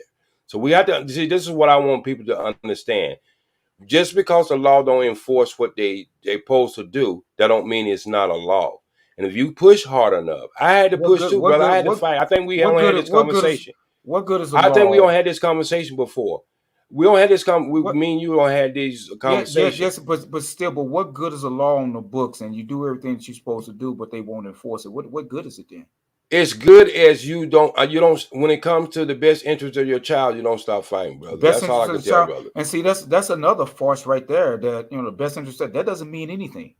That means nothing. What does that mean? Best interest. If that was the case, and now why would you want to defeat something? Hold on. Okay. Wait a minute.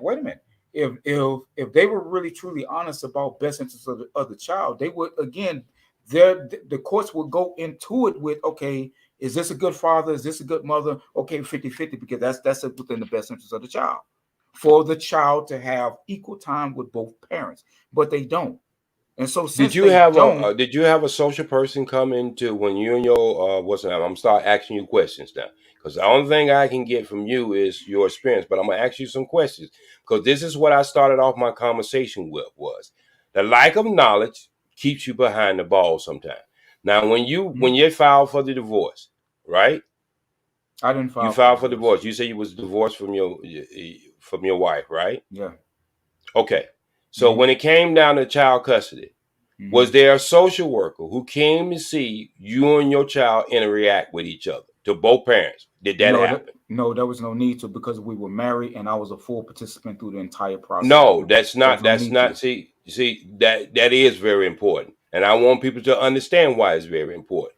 Just because you got two parents in the household, and one person is saying something about the other parent not being a good parent, it is detriment to you. Let me finish. It's detriment for you. I think you're making. No. I want to finish this because you already answered the question. I want to finish this because I want people to know this. Even though you was there the whole time with that child, men, it's best for you to request the court to have a court-appointed person who's skilled, who come in and see how that child reacts with both parents. And And once once the court send that person in, she'll send it to your address, and she'll send it to the mother address if y'all not living in the same place. But it'll be separate times that child will interact with you about an hour and a half to 2 hours. Okay, And that person OG, is Yeah, a skillful.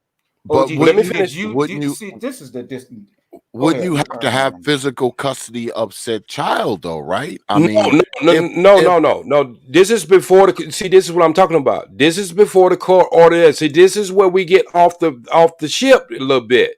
This is before a court order is ever given. How could you get a good court order if you had never had the parents evaluated in reacting with that child?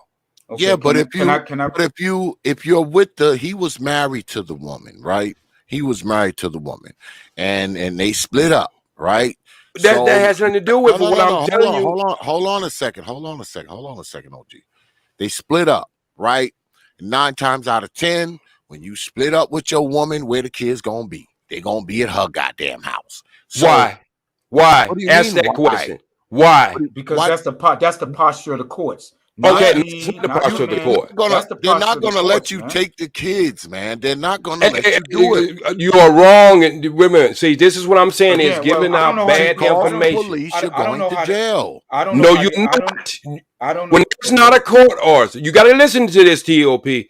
Hey, Brother hey, X. hey, When OG, there's not a court order, OG, you said you came up and you was talking about being emotional. You're the one being emotional. no, I'm not talking about being emotional. I'm trying to And help people. you're not This has letting been this has been the you're not false letting no information one throughout else. the manosphere. Why guys are so scared to go in that courtroom because y'all don't give them power. Y'all try to tell them they have limited power. I'm trying to give them power. So you That's can the just difference leave with your between because me kids. and you. I'm not Emotion. up for I'm arguing not that. emotional. I'm very conscious of what I'm talking about.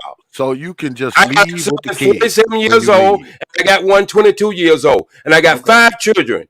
I've been to court system 3 times. So I'm trying to tell guys something to give them power. Your collection of knowledge, respectfully, your collection of knowledge is not applicable in every location. I understand that, but there are basic. Evidently you don't. Okay, but I'm saying there are basic. Evidently you don't, OG, because what you're I'm sitting here telling you, I'm giving you examples of at least most of the things you're sitting here saying. Well, if you just know this, if you just do this, dude, I did it right from the beginning to the end. But we I just cannot. asked you a question. You having a hard time answering my question. You talk about me being emotional. I asked you, It's hard did to you answer have a did you have a judge? Jesus. Did you have a judge, or you had a commission? I didn't have no commander judge. You had a judge. Now, brother X had a commission. All right.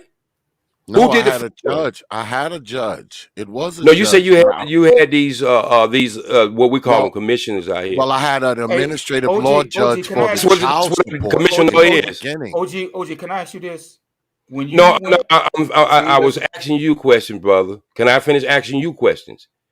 See, you say I'm wait a minute, emotional. man. I'm trying to tell you I'm conscious. Wait a minute, There's a difference between the two. wait a minute, OG. Well, Wait a minute, man. Wait a minute, man. we ain't trying to prosecute perfect blackness up here. Exactly, man. Goddamn No, it. I'm not trying to He's prosecute not them on neither. I'm just trial up asking here, Who them. do you think OG. you With me are, asking man? them questions. So How you can do ask we know questions, we but I make can't ask no mistakes? questions. Hey, Your wait a minute. position. How do we know we make mistakes if we don't ask questions, brother X? I'm gonna shut up So because when evidently, you left, you evidently, took your kid when you left OG, you just took the Most kid with you certainly. when you left the house. Listen And the to mother me. just let you do it. She didn't call the police Listen. nothing. She don't have no right but to let you do that. There's no custody. Why you think you have to get custody? If she automatically had custody, she wouldn't have to go to the courtroom. This is not even making any sense. just for the record, you the only one yelling, OG.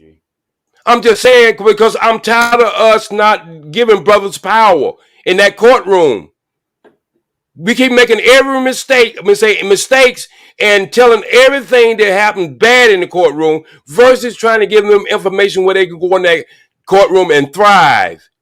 Yes, This is what I'm tired of. but Why once don't when y'all split why up don't you? though, the custody stuff doesn't happen until after y'all split up. So y'all break up. Y'all living in 2 different places, right? So that's when the custody stuff starts. So what you're basically saying is the day that you move out, you need to go to the courthouse, right? That's what you're saying. What I'm saying is, I'm gonna make myself perfectly clear again, and you can check out these laws all over the United States. Put it in there. when there is not a custody order, Mhm. no filing of the court. You Both really need to parents. stop Well, saying. can I finish? Can I finish, brother? Why you keep interrupting me now? You've interrupted me, but I Okay, got then to I'm gonna be interrupt you on quiet. this And you because know what? I'm that's gonna be fine. quiet. That's I'm the fine because successful one, but I should whenever be you say quiet. this, that's fine. But I'm the whenever you successful one, really need, and I OG, should be you need to quiet. OG, you really need to stop saying it's in every 50 states because you are Okay, what I'm basically saying is, no, okay, you are misrepresenting whatever facts that you think that you're trying to put out to the people. Yeah, because Because some it is states have not like different that. laws. Stop I know it. saying that, man. I know it Stop ain't like saying that that in New crap. York. okay. In New York, Listen to this. you walk No, over stop there and saying Listen you to that, go this. to OG. that house with Stop the saying that You kids. because said you were gonna be quiet, when you brother, but say you that still talking. You say you was gonna be quiet, but you're still talking. what All right. you've been talking So if most you of gonna the be time, quiet, let man. me get You mine in. Let talk, me just end this well, call. filibuster the whole OG, time, man. You've been Let me talking most of hold the up, time. You trying to handicap brothers? I'm trying to help brothers. I'm not trying to OG. handicap nobody. OG, Yes, you hold are. up. You are lying to people, telling people, say, Okay, oh, it's like saying every wait, 50 okay, states, let's and prove it's that not. And point I'm then. telling you, it's What not have like in I every lied 50 about? states. What have I lied about? Let's prove that point. Like I said, you need to stop What? saying Wait that a minute, it's you every said it. 50 Let's states. tell me one thing that I Laws lied in about. every 50 states because it ain't like that in every 50 states. I don't give a damn if the law was written exact same for every 50 state. It ain't like that in every 50 state. It ain't. Okay, again, tell me what have I came up here and said it was a law that in every 50 states when there's no custody. Now tell me if this makes sense. Why do you have to get custody? The woman who even filing the paper have to file papers for custody if she already had custody.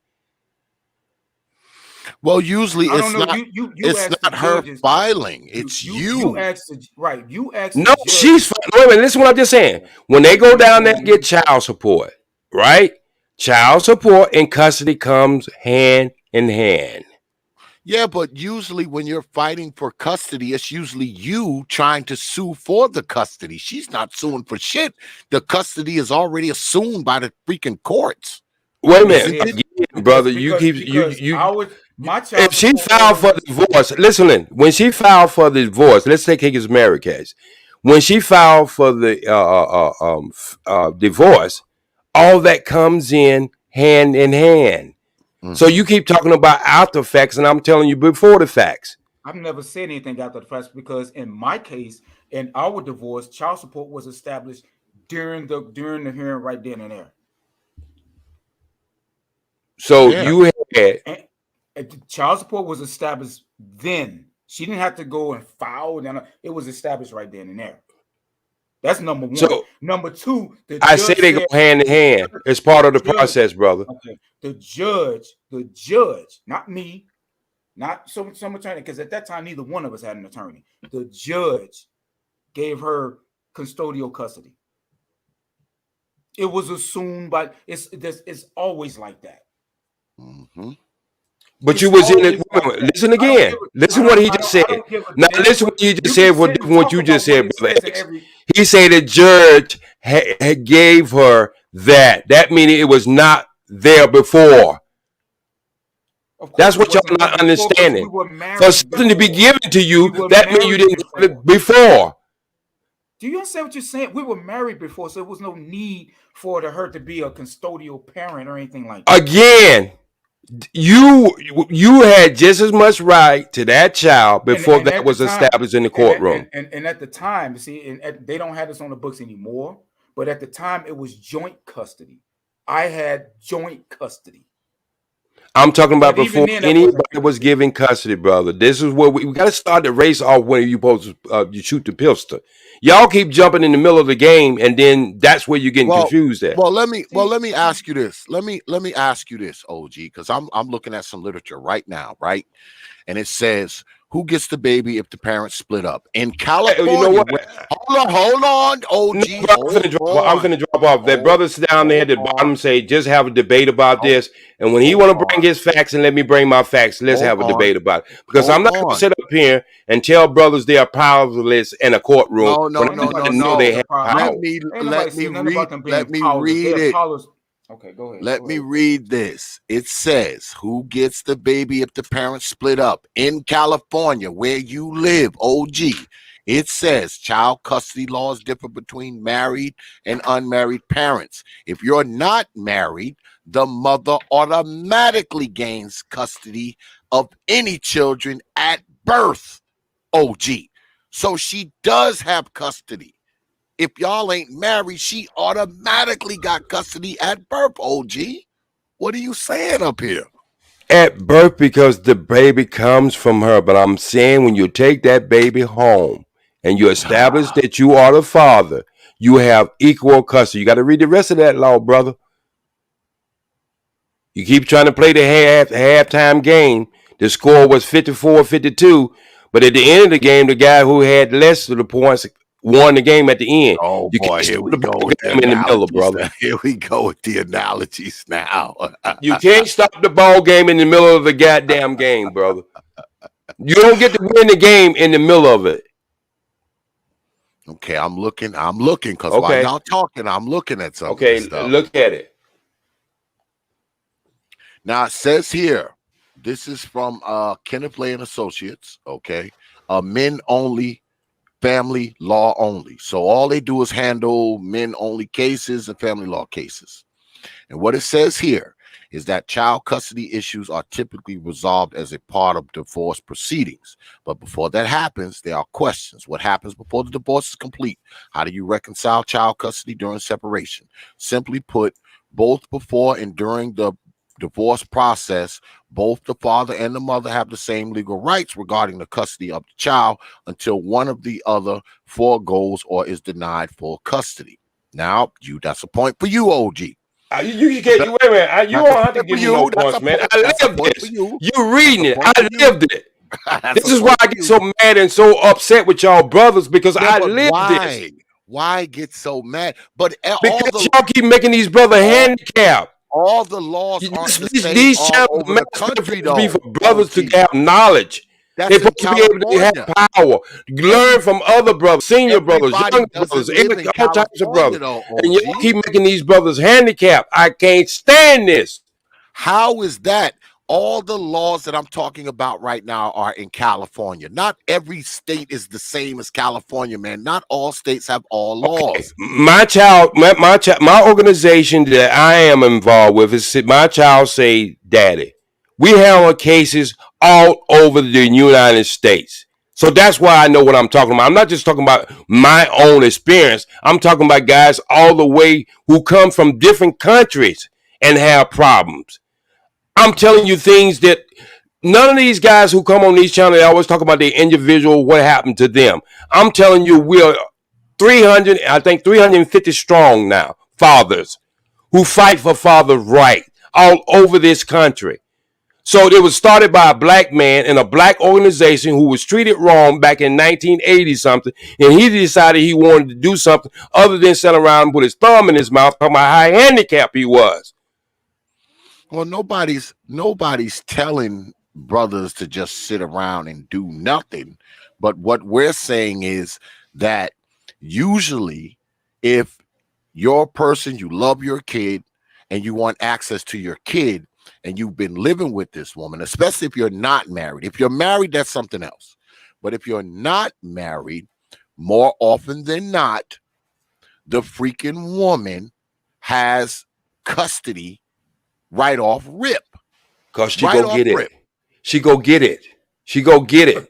That's what the child support and all that stuff is based on. Family law is based on. Let me ask you something, Brother X, and you hate my analogy.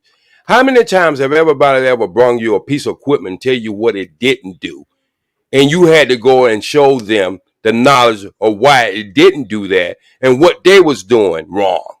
A lot. Tell me you haven't experienced that in your own damn business. A lot. I experienced that a lot. So this is why I say knowledge is power. We got to keep teaching these brothers, even when you get caught. It's not how you knock down, it's how you get up. I was knocked down many a times I could have gave up. Seriously. I told you about my experience. But you know what? I went out there and seeked the information, fired my attorney, got with this organization, My Child Say Daddy. They learned me more in a one night session than my lawyer would ever have told me. And everybody who came through us end up firing their lawyer. We had one man paying over $70,000 a month. Only had one night out of the week with his child. He came through our organization, fired his lawyer. 2 months later, he had $49.50, and his child support payment went down to about $35,000. Now, if you want to have my brother, who is the founder of this country, ever to come on your channel to do a interview with him, I'll be more than glad to give you his number, his organization, so our brothers can come along and understand there is power in that courtroom. Now, is it going to be fair all the time? No law is fair. Life is not fair. But the more knowledge you have of what you're trying to seek and your end agenda and what your goals is, the more power you have. Yeah, but I get that. We get that part, because I know I went through it. I sued for custody, eventually got full custody and all that kind of stuff. But what I'm saying is this. This is what I'm saying. Because I'm reading this thing right here, right, from Canterbury Law. And it says, what happens when unmarried parents split? Can a father take a child away from the mother? If you have sole physical custody, also known as the primary custodial parent, you can take your child away from the mother. However, if you do not have primary custody, it can be virtually impossible to take the child away from the mother. Meaning that if you and her split up and the kid's living with her, you're not going to be able to just take the kid. You have to establish some type of custody to get that kid. You can't just most certainly. But I'm just saying, until you wait. You're not reading the way he was trying to write, the way he was trying to make you understand. You don't get custody until a judge signs a custody order. But until that point, you can take the child. But you don't have primary custody until a judge. See, this is where we can get messed up. Till a judge give you primary custody, but you have just as much right to that child as she do. We know that, but you can't just walk out of there with the kid, OG. Yes, I know you can. I know you can't do it in New York. Your ass will get locked right the hell up. You ain't doing it in locked the hell up. It's not happening. If you and her okay. Let me ask you a question. Hey, look. The police. Look. We can all say what we want to say. We can sing kumbaya. We can slap each other high fives all you want to. You ever want to have a debate on this on all 50 states? What laws cover? What laws don't? Let's set it up, because I'm not going to sit up here and argue with y'all with y'all experience. That was y'all experience. You have the right to have it. You have the right to tell it. But what I'm trying to say is, it's because of the state that we live in. Okay. Just like anything that he said, I went and looked it up. Found out exactly what it was, and I put it in your chat. I don't have a problem saying when I'm wrong about something. But what I do have a problem with, us keep going with this defeated attitude, like we can't win in that courtroom. Why is looking at reality for what it is defeatism? Because it's defeatism in how you tell your story, brother. So we're just supposed to just look at reality and just call it something else. Well, if you make that reality, okay, you asked me a question. If you want to answer, I'll be quiet. Go ahead and answer for me. We're not supposed to. Since you ain't gonna answer for me, let me answer it then. We're not supposed to leave our lying eyes. Okay, what I'm saying is, sometimes in life, has it ever occurred to you? Okay, you asked me a question. You want to interrupt? Go ahead. You've been talking, man. You asked me a question, though. Now, emotional. You asked me a question and you want to allow me to answer it. How long have I been silent, Brother X? But why ask me a question if you don't want me to answer it? So, OG. Why ask me a question if you don't want me to answer it? Look, man. This will be the first time I've done this, Brother X, but I got to go. Okay. Because I can't take this, man. I cannot take this, and I don't want to disrespect. OG, you ran my brother off the goddamn thing, man. What the hell? Well, man? Information and either way he was trying to carry the conversation, there's no loss. Perfect. I'm just being honest. Never just left. Sometimes truth make you run, brother. You've been living there long enough. Sometimes truth make you run. Maybe this ain't the kind of conversation y'all make. Maybe it's not the kind of conversation y'all want to have. But this is the kind of conversation we need to have to make brothers understand we do have power. We got to stop going with this attitude as being defeated when it comes to women. We're not defeated. Well, it has less to do with the women, man, and more to do with the laws, OG, the way the laws are structured. Okay, let me ask you a question. Much to do with the women. Let me ask you a question. Have you ever heard this before, brother? Then when you are the defendant, you pretty much, it's 75%, you might not go win the case because you are the defendant. Mm-hmm. We're going to have to get more proactive, better than reacted. You know what I mean? So if we keep going along telling brothers that, this court system and this, the way the laws are written, hell, why would even brothers want to show up in the courtroom? If I already know I'm going to get my nuts kicked up in my throat, why would I want to go in the courtroom? Yeah, but hell, I've ever listened to some old brothers talking on a microphone talking about how bad the court system is. The laws against you. This go happen to you. I be listening to that, I be like, damn, I ain't going up in that courtroom because whatever's going to happen anyway. Yeah, but if you let what other people say on YouTube deter you from doing shit, your problems are greater than what's going on in the courts. Well, why say it? If you why say it then? Why say it then? But no one saying any information. I'm just saying. You said that, and let me go to the other part of that. Why say any damn thing about any serious issue in our community? Why say anything about it? We ain't here to help. Well, man, every damn live stream, man, ain't community outreach, OG. I mean, but this topic, what you're talking about, is. Well, actually, it's not. Okay, well, thank you for letting me know. Damn, I wasted my time. This ain't community outreach. All right. Well, thank you for letting me know. What we were talking about is the invisible dad, how it drifted off. I understand that, and some of that numbers and child support. I don't know how. Right, I got it. I got you. But see, one thing about me, brother X, different from a lot of people, and don't make me no better or worse, is I'm still there. Can you hear me? Yeah, I can hear you. What make me a lot different than a lot of other these old brothers who comes up here and this is their way to relieve their pain or relieve their stress or just have a community of brothers who might be having the same experience. My thing has always been the will of how Dick Gregory used to tell me all the time. If you ain't trying to help, why talk about it? Oh, so we should be silent if we're not doing community outreach. No, I ain't say community outreach. I said, if you ain't willing to help, why talk about it?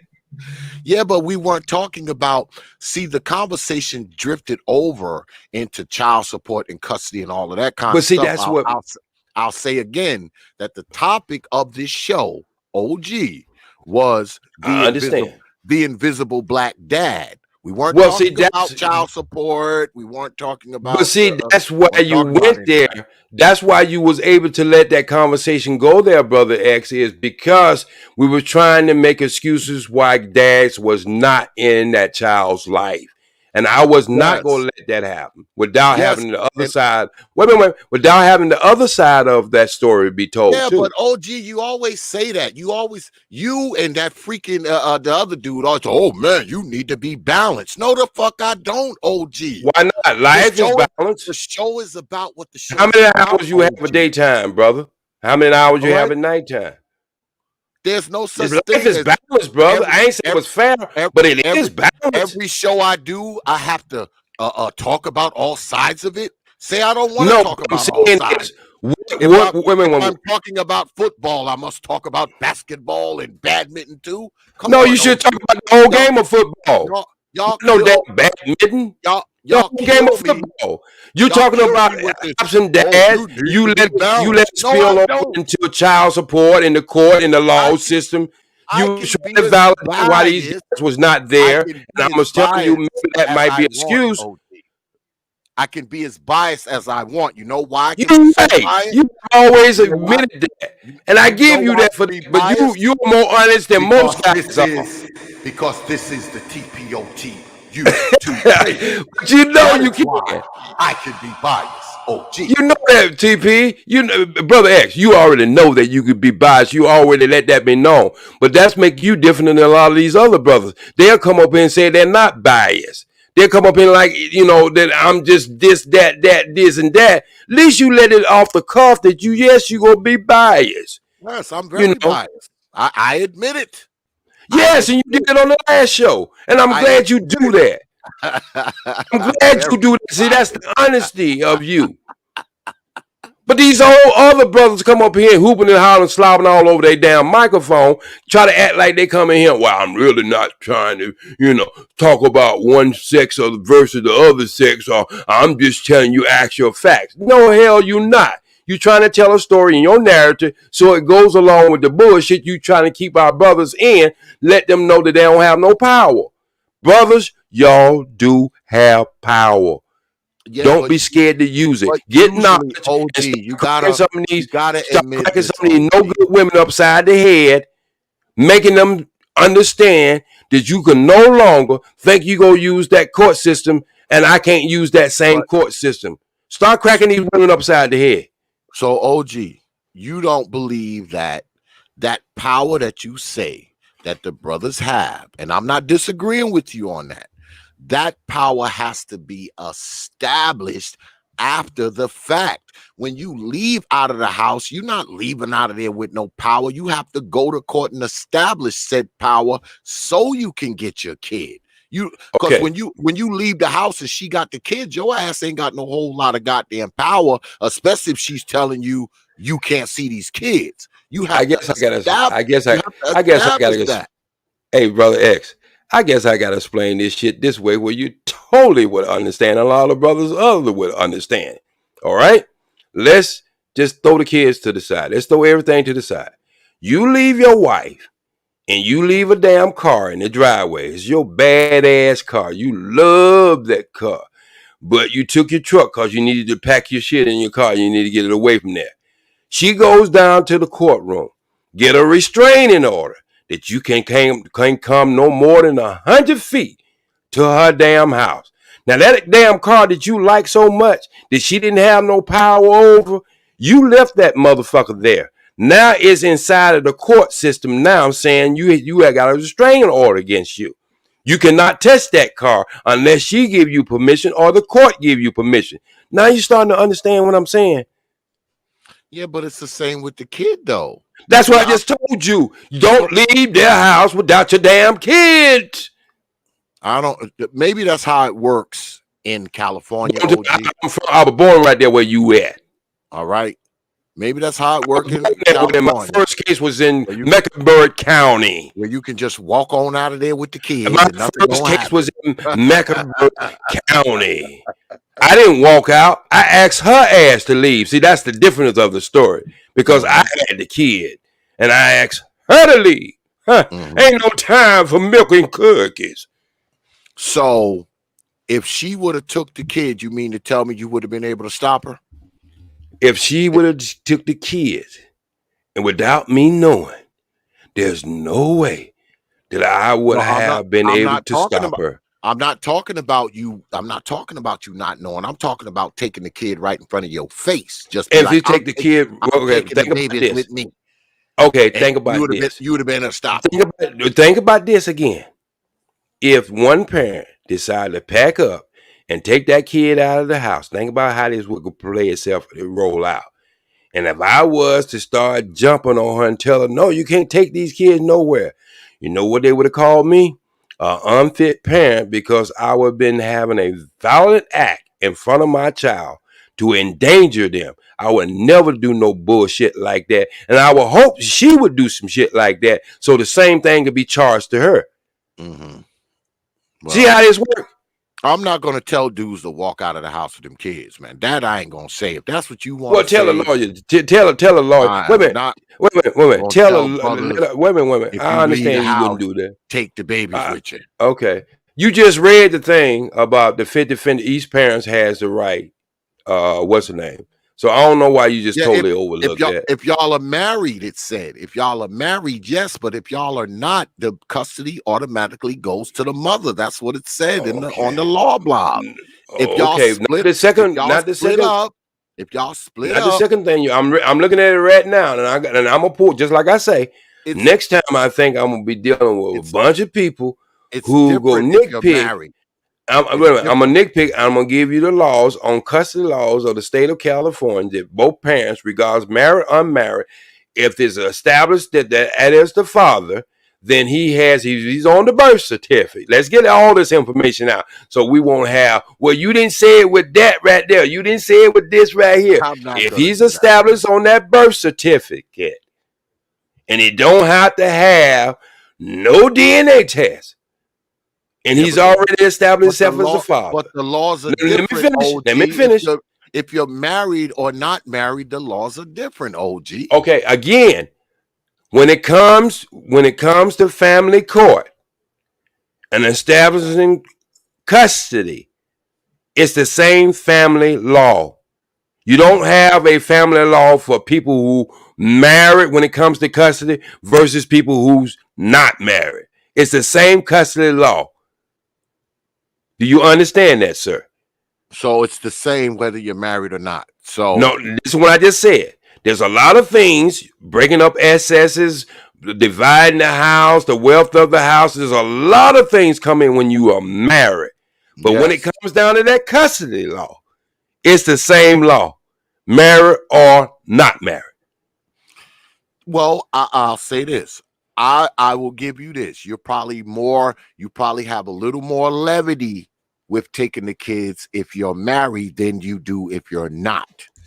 Well, I would tell you that just because the way the court looks at it. Look at it this way. That's what I just been telling you. No. I'm telling you why the courts look at it that way. If you run out and you've been fighting with this lady for almost 2 years, and your child was just born 2 years ago, and you haven't seen that child, and you go to the court and you tell her she won't let me see the baby and all that. I've been sending her half a bag of diapers over there every once in a while, but she just still won't let me see the kids. Now, what have happened? That mother has built a relationship with that child and not you. I don't care if it was the man or the woman. The court sees that as important. And that's what I'm telling you, we fail at when we disassociate ourselves with our children because of the relationship that we have with our mother, the mother of our children. And that's where we started cutting the little limbs and stuff down, because each little chip away, we chipping away some of our power. So that's why I'm telling you, once a person builds a history with that child, the court would see it as mentally cruelty to snatch that child away from that parent that has built that one-on-one establishment while you've been out there pouting and getting on the internet and telling how bad the court system. You ain't never went to the goddamn courtroom yet. You just dealing with the mother. So what I'm trying to say we're not is, talking about that, OG. I'm talking about when it you are first talking happened, about that. when y'all first split up. I'm not talking about 2 years later, like when y'all first split up and y'all got the kids and y'all Run your not ass to the married. courtroom, brothers. Run your ass to the courtroom. Get That's your what I ass down. So many lawyers have told y'all this, and I know you don't want to take it from a country ass brother like me, but the lawyers will tell you the same thing. Run your ass to the courtroom, get the process started. Stop looking at this, listening to these. Not you, brother. Not you, brother X, because we know you on point. You don't went through this shit. I'm talking about the brothers who might be going through this shit, listen to bad information from other brothers. Run your ass down to the courtroom and get them papers started. Yeah, the day you move out. When you move out, go. If she was acting a nut, you should have had the process while you were still living there. Did she do that to you? You think them women wait till you move out to get that process started? Hell, they have the paper delivered to you before you leave up. Like, matter of fact, they have their next boyfriend give you a goddamn summons. Well, I'm with you there. I'm with you there. All right, I'm with you there. If things is going rotten and you can see the end of the road, y'all done came to the end of the road and you see it. I mean, I'm with you there. You can go ahead and start the process while you're still living there. I agree with that. Right, I agree with that. Brother X, is any women? See, this is where we fall out. Not me and you, but I'm just saying we fall out with a lot of people in the chat. I do anyway. I know they're great supporters of you and great haters of me. Let me tell you something, Brother X. In anything that you deal with in life, there gonna be sometimes you gonna be treated unfairly. If you live long enough, you'll understand that. That's from anything from being served in a restaurant. You don't have to be. It don't have to be because of racism. It don't have to be anything. You just go meet a damn bad server. So anything in life ain't nothing black and white.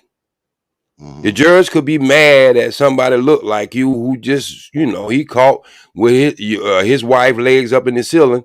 How didn't he ever put him? And now he mad at anybody who looks like that person.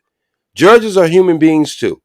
Well, what I'm saying is, when you got a good lawyer or you representing yourself and you understand the codes, the statutes, and everything, the letter of the law, the judge is not there to help you.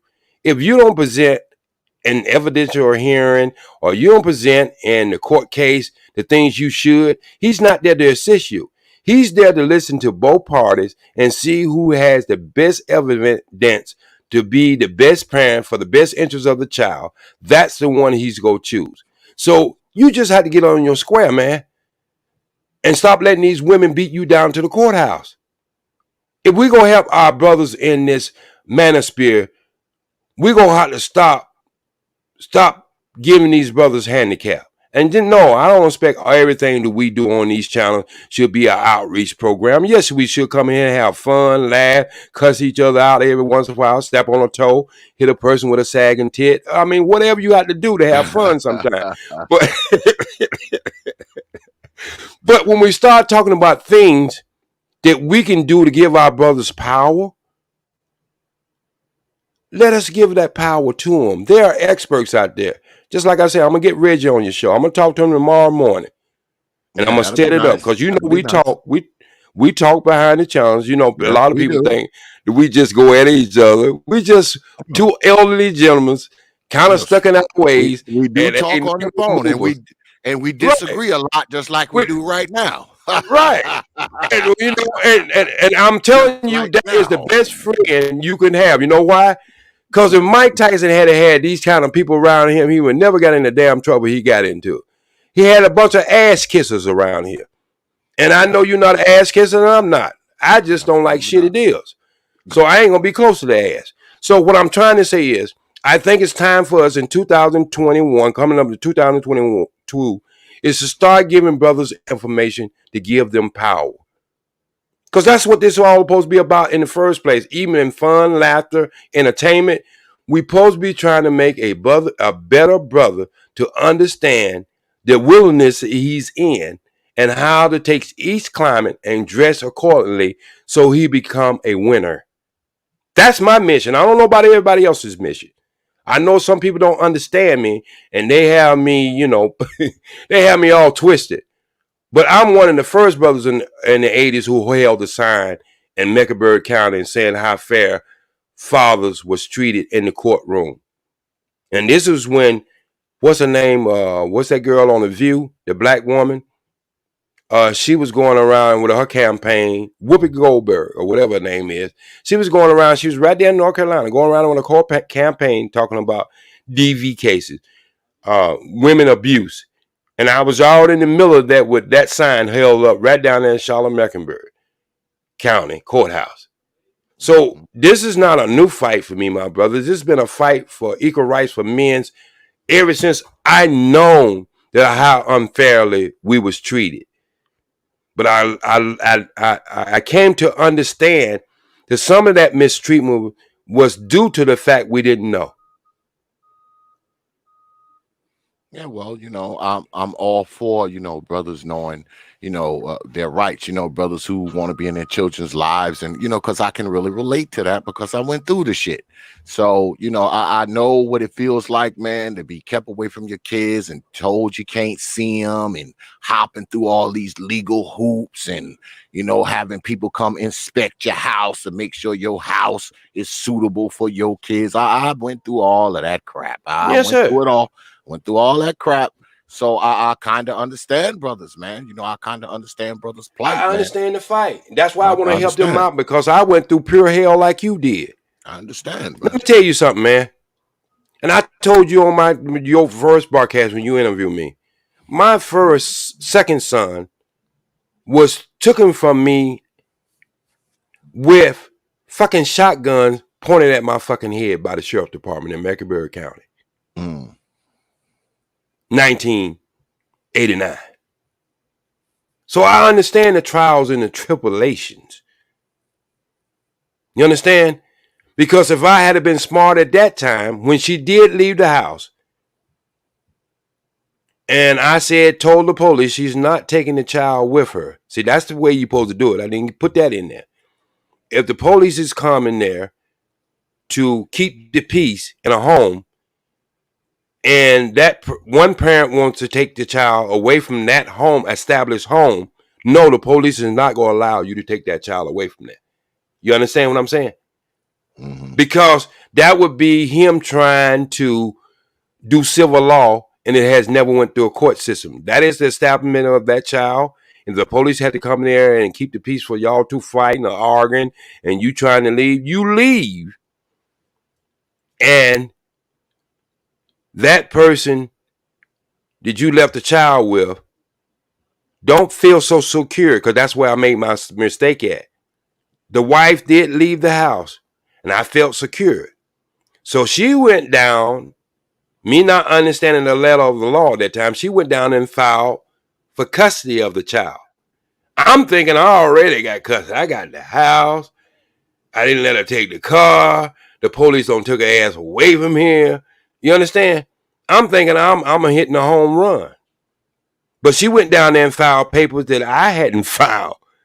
And she said some bullshit. The child was endangered and this and that. You know, if you leaving with him, he don't like to take children to the doctor. He believe in that herbal stuff.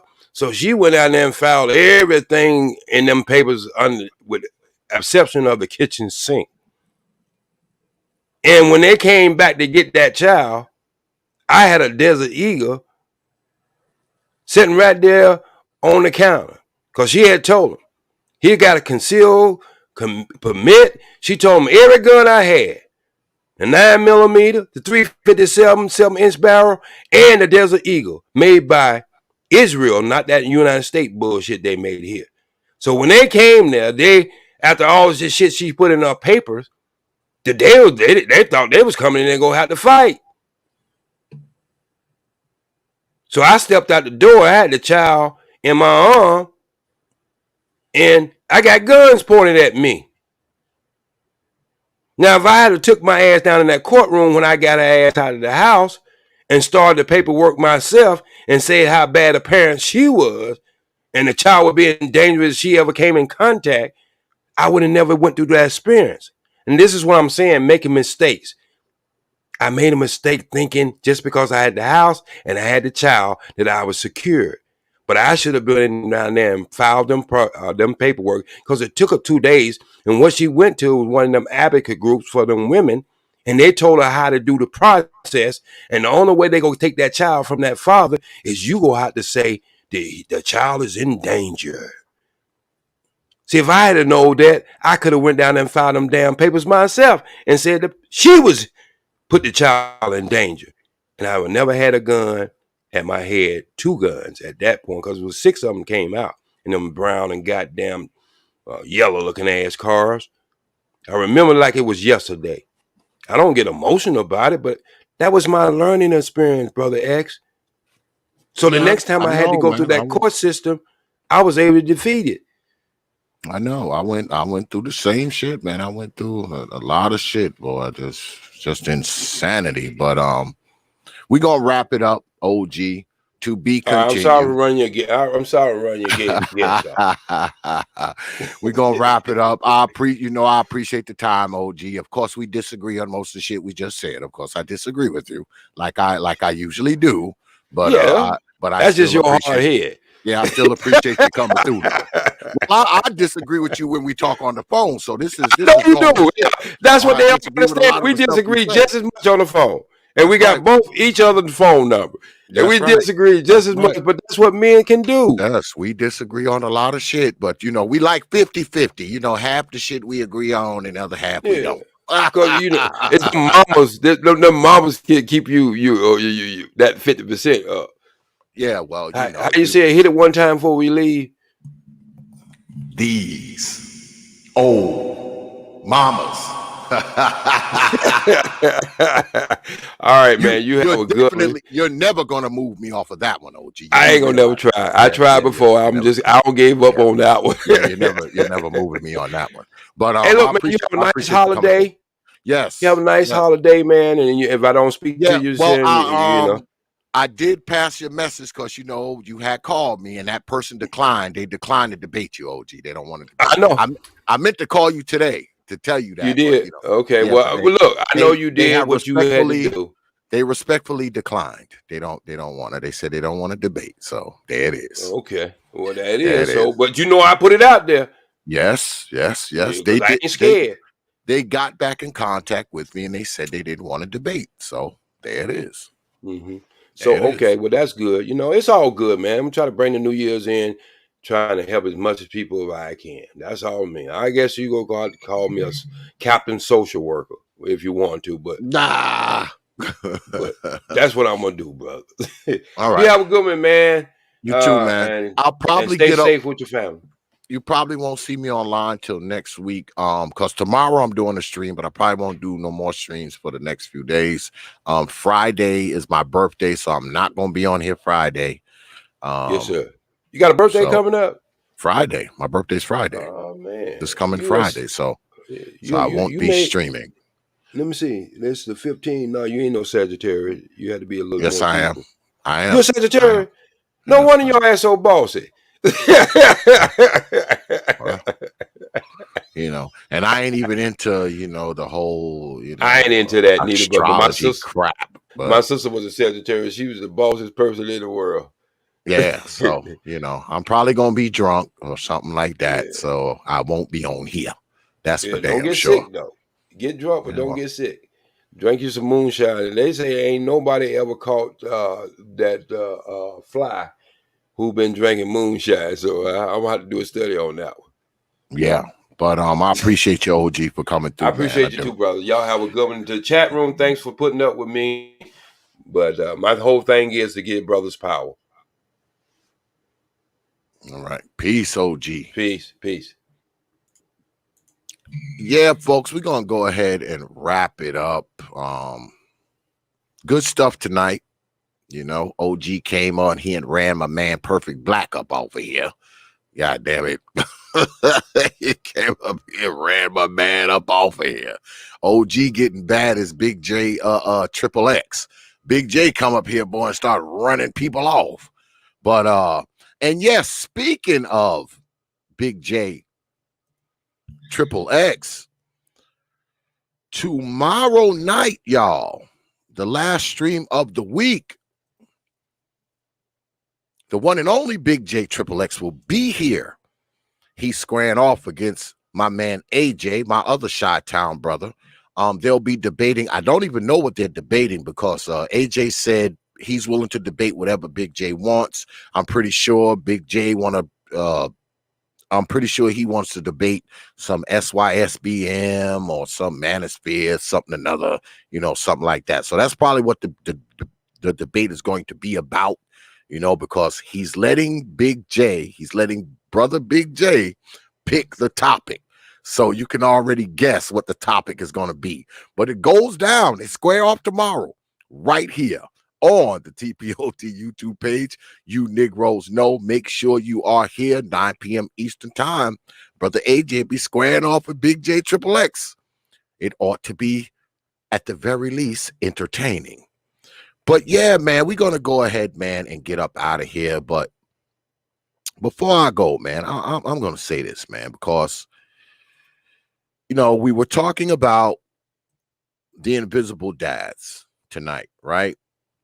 And there's many reasons why the dads exist, but they're not seen. I gave y'all tons of data that you can go and read, you know, for yourselves. Because in reality, black dads are not invisible. Most black dads do have contact with their children. In fact, the data says that most black dads live with their children. We already know that black dads are the best dads. I gave y'all data on that as well. So when they're talking about these invisible dads, they're talking about a very small minority of brothers. The invisible black dad is a very small minority of brothers. But I also believe that even within that small minority, some of those brothers are not just invisible due to just their actions, their thoughts, their perception of fatherhood. I believe that not only is it the vitriolic, chaotic relationship that they may have with the mother that keeps them away. I think a lot of brothers just aren't ready for fatherhood. Now, that's not an excuse, nor is it a reason for them to be invisible. But I believe that it is a thing. And I say again, that small minority of brothers who just got kids out there and they ain't, ain't doing what they're supposed to do as far as the children are concerned. Within that minority, man, I think some of those brothers do care about those children. Not maybe a small number of them, yes, but I think some of those brothers do care about those kids and want to be in those kids' lives. But some of the things that's going on make that impossible. The women, the system, the situation, the distance. You live in New York, she done took your kid and moved your kid to California out there where the OG at. That would cause you to be the invisible black dad, wouldn't it? Unless you Zoom calling your baby, that would make you the invisible black dad. And you may not have money like that to be flying from New York to California all the time. And I disagree with the OG. I disagree with them, but I disagree with a lot of shit. But I disagree with the OG that if you and a woman split up and y'all are not married, that you can just walk out of there with that damn kid. I don't think that's feasible or possible. Especially if she got that phone in her hand calling 911, this dude trying to take my child. Because when the cops come there, that's how they're going to look at it. They're not going to look at it as you trying to take y'all child. They're going to look at it as your black ass trying to take her child. And chances are, if you take that kid and leave and take that kid somewhere else, she send those cops to that somewhere else. Not only is the kid leaving from that somewhere else, you're probably leaving that somewhere else in fucking handcuffs. Now, maybe it's different out there where OG is. Maybe you can just take your kid and leave when y'all split up. Just leave on out of there. Nothing will happen. But brothers, I don't advise you doing it. I don't advise you doing it. What I advise you to do, if you want access to your kid, to take the legal route. That's going to be the best thing for you. I just don't see taking the kid as an option.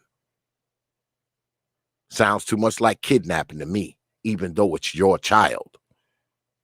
Especially trying to take the kid like out of state or... I don't advise it, brothers. I don't. Regardless of what OG up here saying, I don't advise it, brothers. Not me. Those are his words, not mine. In fact, here's my disclaimer. The views expressed and delivered on the T.P.O.T channel are not necessarily the views of the owner of said channel. All right? All right. But I'll say this, man. I mean, of course, in a perfect world, these are the visions we would like to see for young black children, right? With their dad, doing things with them, showing them things, teaching them things, grooming them, guiding them, instructing them, man, giving them counsel and training. It's what we want to see in a perfect world. But this world is not perfect. And sometimes you split up with a woman and she wants to give you hell about those children. That happens more often than not. Even if you and her decided that you want what's best for the children, what's best for the child, you'll look up, man, when y'all split up, man, that'll totally change. I told y'all earlier, long as y'all together, she's always telling you how she had your babies. I had your babies. But soon as y'all split up, now they're her babies. See how that works?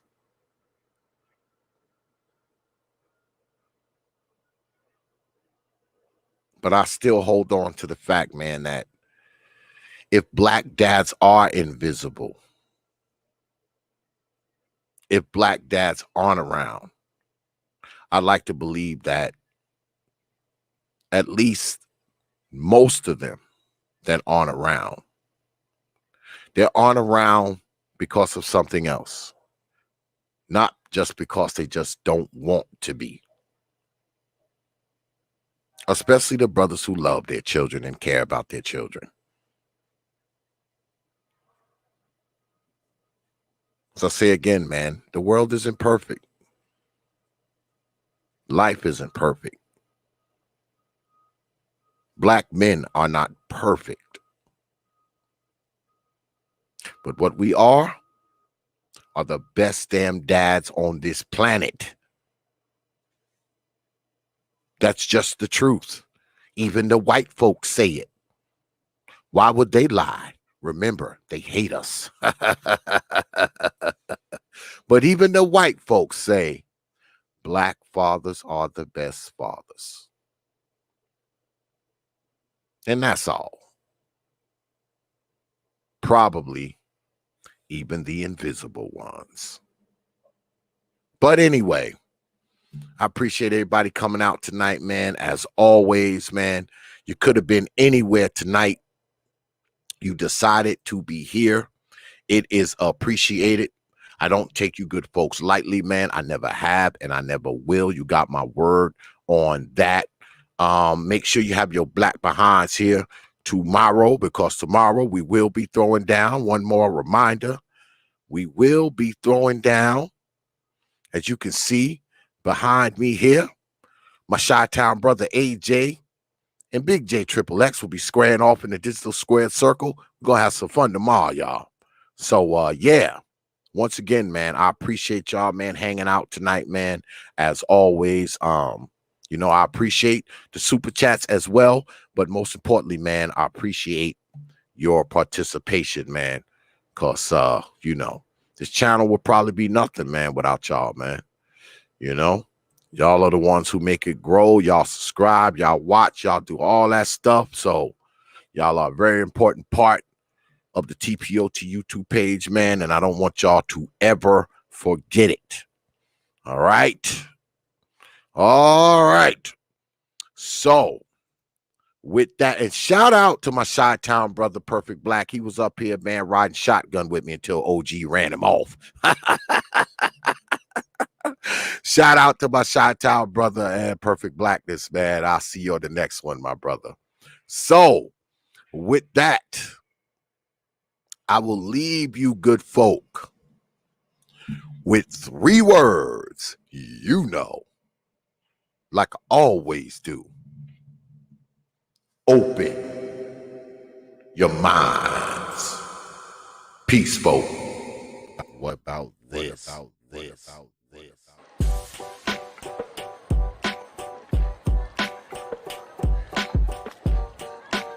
What about that? What about that? What about that? What about that?